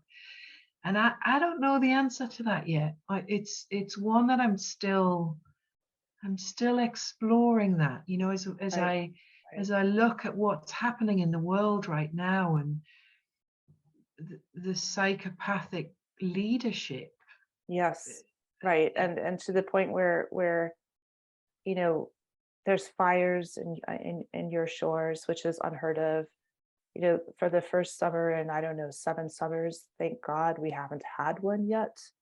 The climate change is undeniably upon us, and yet there's still clear cutting. I mean, it's just like, what?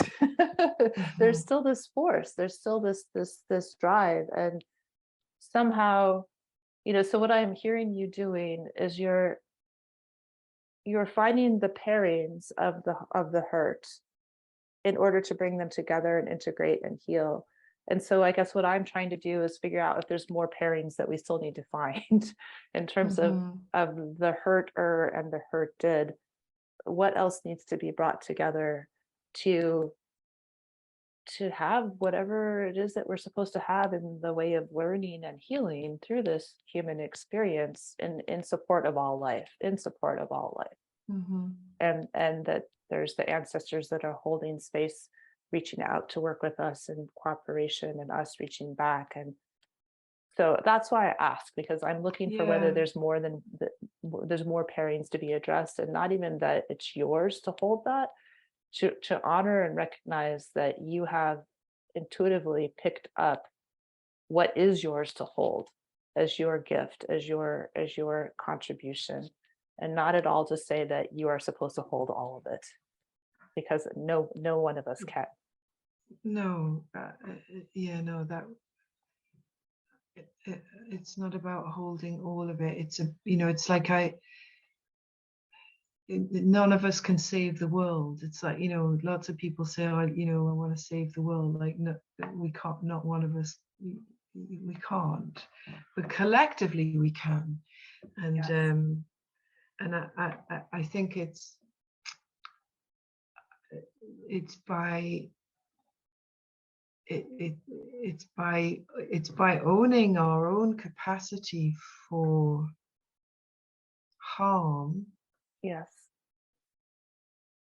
and seeing how that, where that can play out or how that can show up, that we can choose a different path. We can choose to change the pattern. So, things are going crazy right now. Like the division, the patterns the patterns of the past are continuing to play out, and I think are intensifying right now. When you think of the polarization that the media have got a huge part to play in, between left and right, and and all all the different political issues, and it's like this is the collective psychosis, the forgetting of who we really are, And yet at the same playing time, out. your own story is like a microcosm of this, or the fact that you're interview number 16 on a peace focused podcast, right? Where I was like, it's a crazy dream. I really hope people take me seriously and say yes. So, but you had a 13 moon journey, and you ended up with having touched and interacted with 600 women. And then you had an exhibition that did get mainstream BBC news coverage. And so there's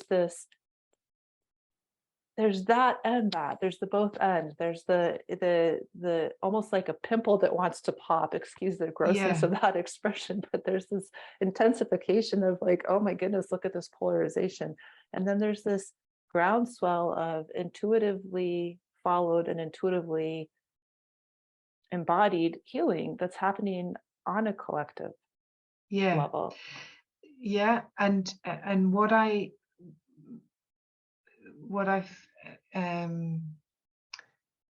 my sense, what I've kind of received is, that timing is a really interesting thing, right? Mm, mm. And now is the time.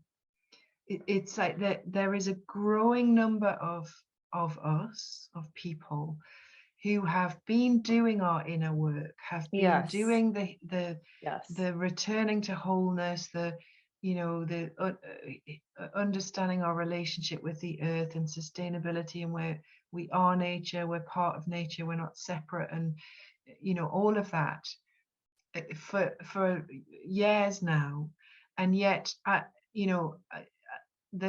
still speak to a lot of people, women particularly, who they go to women's circles or drumming circles or whatever, or they meditate, or they've got they're using crystals or whatever, and Mm. it's a part of their life that they don't share with their family sometimes, Right, they're even, afraid right? to, right? And I think It's like I can relate to like that. yeah. And Yeah. and in the mainstream world, things like, I'll meet someone who's having a really bad back. They've got a really bad back problem, and I'll say Yeah. like, have you tried acupuncture? Have you been to an osteopath? Or Yes. and they're Yes. like, oh no, like I wouldn't, I'll just That's so rely on the weird. GP, on the doctor. Right. And Right. and the what my sense is, now's the time for a massive collective coming out of what's been called the alternative world or And ways, right? and they call it, I don't know if this is, it's definitely vernacular in American English, woo woo. Have you heard that? Yeah, And yeah, I like, it's what? Woo. But yeah. I personally, so when I left the job of 18 years to launch the course in online, or the online course in family healing, looking, my own journey, my own inner Mm, work of how does one go back and heal and retell stories. I ended up having to go back to work, and I went back to work in an engineering firm where, so I was surrounded by scientists and engineers, and I felt very shy to talk about this other stuff that I was doing. But then in the lockdown, ended up teaching body focused meditation to my colleagues once a week, where my company was paying all of us to meditate together. wow. And it really broke me through. It's like, you know what? I don't have to hide. Yeah, Right? But there was it's this wall of fear. I was really afraid, yeah, actually, and yeah, I have gone through layers and layers of that, and I'm sure for the very same reasons. For that's my collective trauma and yes, visceral memory as well. yes, absolutely. Yeah. And and it's about clearing that, and doing it to get collectively, like, the days of the lone wolf are over. Like, we have to go together. It's that we've got to come back into collaboration, and and connection, that we're healing wounds of separation, and we're stronger together. It's that old and saying. and So and and also to allow, because I so a month or so ago you also shared that you were going through a rough time, and that part of that was that wounds had come back up, so you have this, mhm, like, this effort to bring the healing, and you have this collective where every single one of you is 100% dedicated to that healing, and yet within your own community you can still experience these upwellings of yet another layer that need to be healed. absolutely, because there's so many layers, like, you st- the and it's kind of what I touched on earlier. There's personal healing, but then there's the healing in the relational context. And sometimes you kind of can't really separate those, but, like, within a group like ours, um the inclusion, exclusion, people Hmm. feeling left out, Hmm. some pieces being in the exhibition being more, uh, More you highlighted know than others. yeah, like all of that stuff, Yeah. like, Yeah. it was rich for the and Right. And and some women, we're all at different places on our journeys, yeah. some women have, other thing, more stuff going on in their lives, and don't have the time to give it, and all of that, And and I so think some raising people want to heal it and some people don't. some, right, right. Some people want to heal it, some people don't. But you were talking earlier about the gift of not having been a mother in this lifetime, because it's almost like you got to be, and I'm saying this because I am also not a mother in this lifetime. I have had time to reparent myself. My sister, who's raising two children, doesn't have that luxury. And Hmm. so you have women in different, and then I can't speak to whether she's doing the healing or not. That's really for her to say. But my point being is that she has less time in her day, you Hmm. know, for Yeah. that inward gaze and that inward Hmm. work.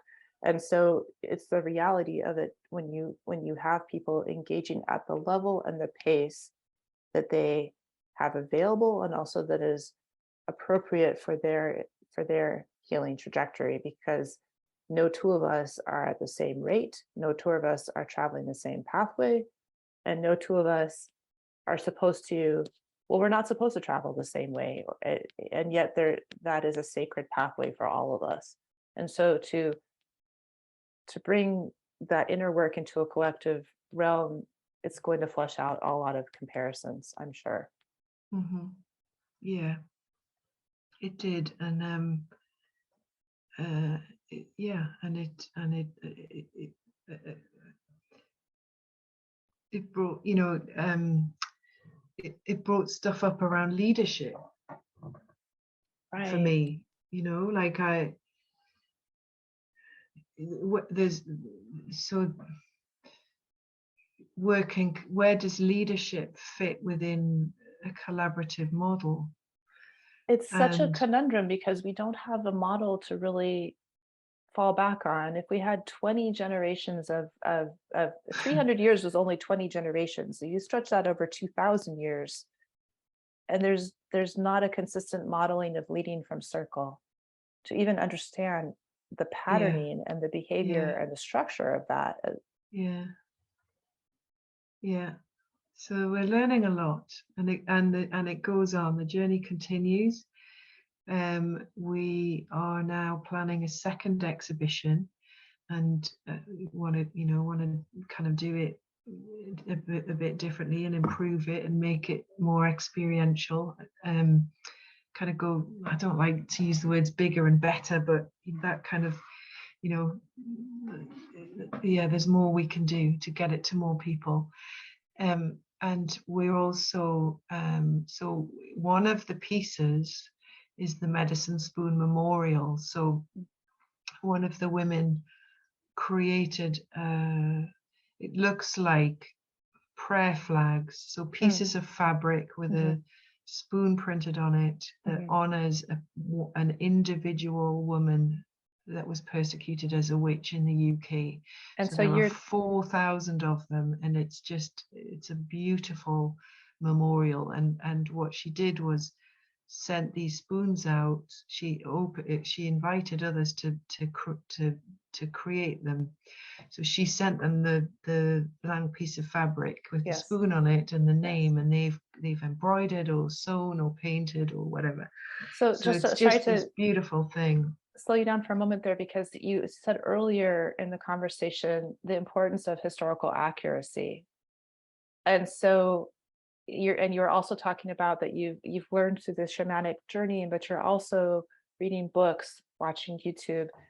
So to get 4,000 names, was that, how did you do that? Did you go back through archival records? I mean, so you identified real human beings that lost their lives to be Yeah, honored with a prayer flag and a spoon, a medicine spoon. How did you find out who they were? yeah.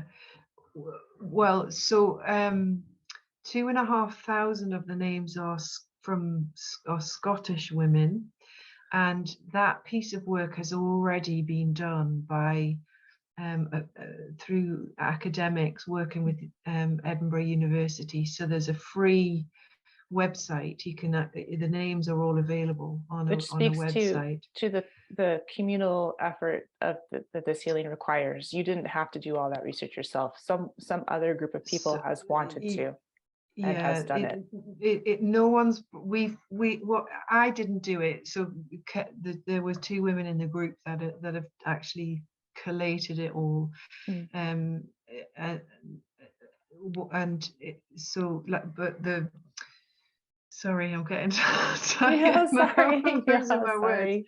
So there's So all the Scottish women are there together on the Scottish website, yeah. but to get the English names, that's been like a pulling together of from different sources and different websites. Yeah. For the Welsh names, there are 42 Welsh women, and Karen, who curated the whole thing, actually went down to the library in Swansea, I think it was, in Wales, into the archives to get the names. And then the Irish names, there's 7 of them. They were also available already. So she's pulled pulled them all together. So no one else has done that yet. Have got all the UK names. It felt really important this, this is all about connection and The United unification, Kingdom. right? So to Yeah. like to have all four nations Yes. represented. Yes. Wow. So then you had the women that were contributing their pieces of art, and then a wider collection of women, 4,000 women embroidering and decorating and honoring prayer flags with spoons. And then you had 501 spoons, like Yeah, in your exhibition hall. yeah, and invited visitors to bring a spoon as well, and make an offering. And so Oh, that wow. Yeah. with the 501 spoons, I kind of created an altar, an ancestral altar. And so I don't know, I might have 1,000 by now.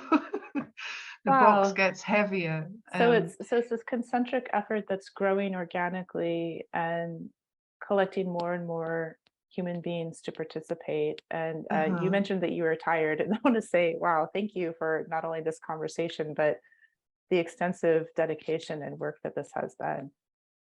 Yeah. Thank you. Thank you. And I just want to say, like, it doesn't feel like work. It's not hard work. Like it is.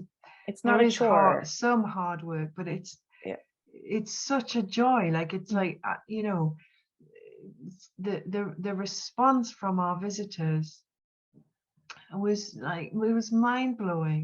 Just to be able to help people in that way and inspire people. Hmm. And the work goes on, and I just I love it, like helping people connect with ancestors in a healthy way Hmm. it's a joy for me. It's that I know that that's what my life is about. It's um beautiful. It's really amazing, Kelly. And you're sitting in a very special physical structure. You talked to us earlier about you realized you should not be looking for home in a brick and mortar location. You had to find it first inside yourself, and then the building would materialize around you. So is that where you are right now at yeah, that point in your so journey? yeah. Yeah, so when I ended my journey, I went back to my mum's just temporarily, and then was starting to look for somewhere to live, and lockdown happened. So I Right. ended up being at my mum's for quite a while, um, and then ended up like, just the way I found this place, the way it came was so, it wasn't me. Like there was something, Higher the health and ancestors were definitely at work. And I'm yeah. in this amazing little cottage in the mountains, in a part of the UK that's called the Lake District. Huh. It's all lakes and mountains and woodland. And it was built in 1620. Which is So that in the window of time of the burning times? very 16, much so. right. So because Yeah, you said to 1750. Wow. Okay, so you're yeah, connected to those times. very much so. And it still has the old oak beams and the old oak walls. Yeah. And I just, and so kind of, as well as continuing the Silver Spoons work, I'm deepening into living and living as like living ancestrally, like living simply. And I'm learning about herbs again. Like I want to know, nettles and dandelions, and Mm, what mm, we consider weeds, and growing food, and mm. working with the energy of the trees again. And just really conscious of how people lived, how my ancestors lived and survived. And um yeah, it feels important to It me. it does, and I think also, I mean, we're at this amazing time that not everybody can go back to where you've gone back to, for various reasons. Like, for example, I'm European, but there's not one place in Europe that I can call ancestral home. I could probably do a DNA test and kind of get a cross section of I don't know how many, but um, so you're able to be in your homeland, but you're also able to be in this ancient house, and yet there's something very important and useful about you emanating this experience through the internet, through your teachings, through you being anchored in this place. You can then share some of the medicine of this place in a way that I'm feeling it in my heart chakra. Like it's just going right into my Mm, heart. And so here I am, with a garden on ancestral lands of Native Americans, and yet there's this connection that I am able to have with this little allotment plot that I garden that is similar, and that mhm. that that that wherever we are on earth we can return. Yes, yes, that's really important. Um, that, even if you're not on your ancestral homeland, which is, true for most Americans, the land itself holds ancestral memory. The rocks are our ancestors, the trees are our ancestors, the rivers are our ancestors. Yes. Ultimately, it's one earth, and so you can still plug into that. And be in reciprocity with that. And I think gardening is uh, it's just such a beautiful way of life. So for example, the blackberry, that plant was planted by the bird that pooped the seed, right? So Yeah. blackberry all of a sudden shows up next to rose, and so then as I'm heading into perimenopause, I'm realizing that blackberry leaf tea is extremely helpful to me right now. And blackberry grows like nuts, and so I'm giving a home to blackberry, and blackberry is requiring me to trim and trim and trim, because otherwise I will only have Just, blackberry. But what yeah. that means is that I have a year's supply of blackberry leaf tea. And so there's this blackberry is me and I am blackberry, that we co-tend each other, and that all of the plants in that garden and I co-tend each other, and the rocks that I unearth and come home in my pocket and then stay with me until they tell me they want to go somewhere else. There's this, it's just a circle, really. Yes. Yeah. It is. Yeah. Very much so. It's Yeah. really beautiful. Yeah. Yeah. Yeah. So, And it, it doesn't cost any money either, does it? Your well, blackberry it costs tea.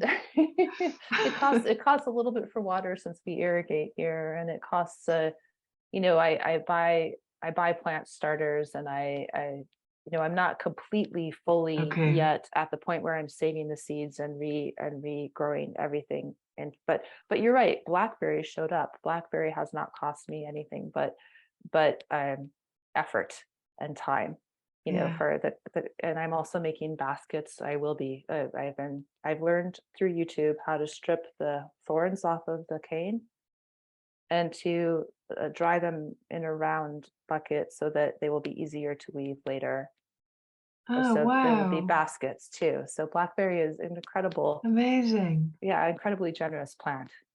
Yeah. Yeah. Huh. Thank you So, for sharing that. oh, sure. I have a lot of blackberry here, and it takes over, and so I'm having an interesting dance with it. Yeah, it is an interesting So thank dance. you for sharing that with me. Yeah. Mm, So anyhow, Callie, we've really journeyed, and I love how it's actually been. We started at home and ended at home, which to me feels like a piece verb in and of itself. To start at home, go out into the world, and end at home.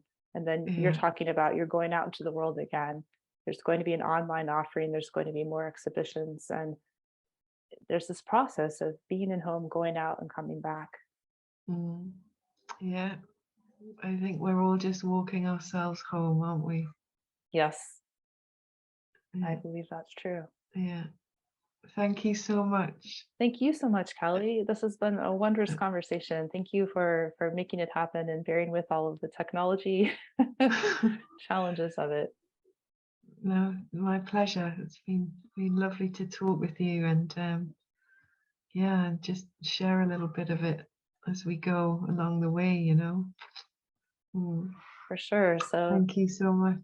thank you so much.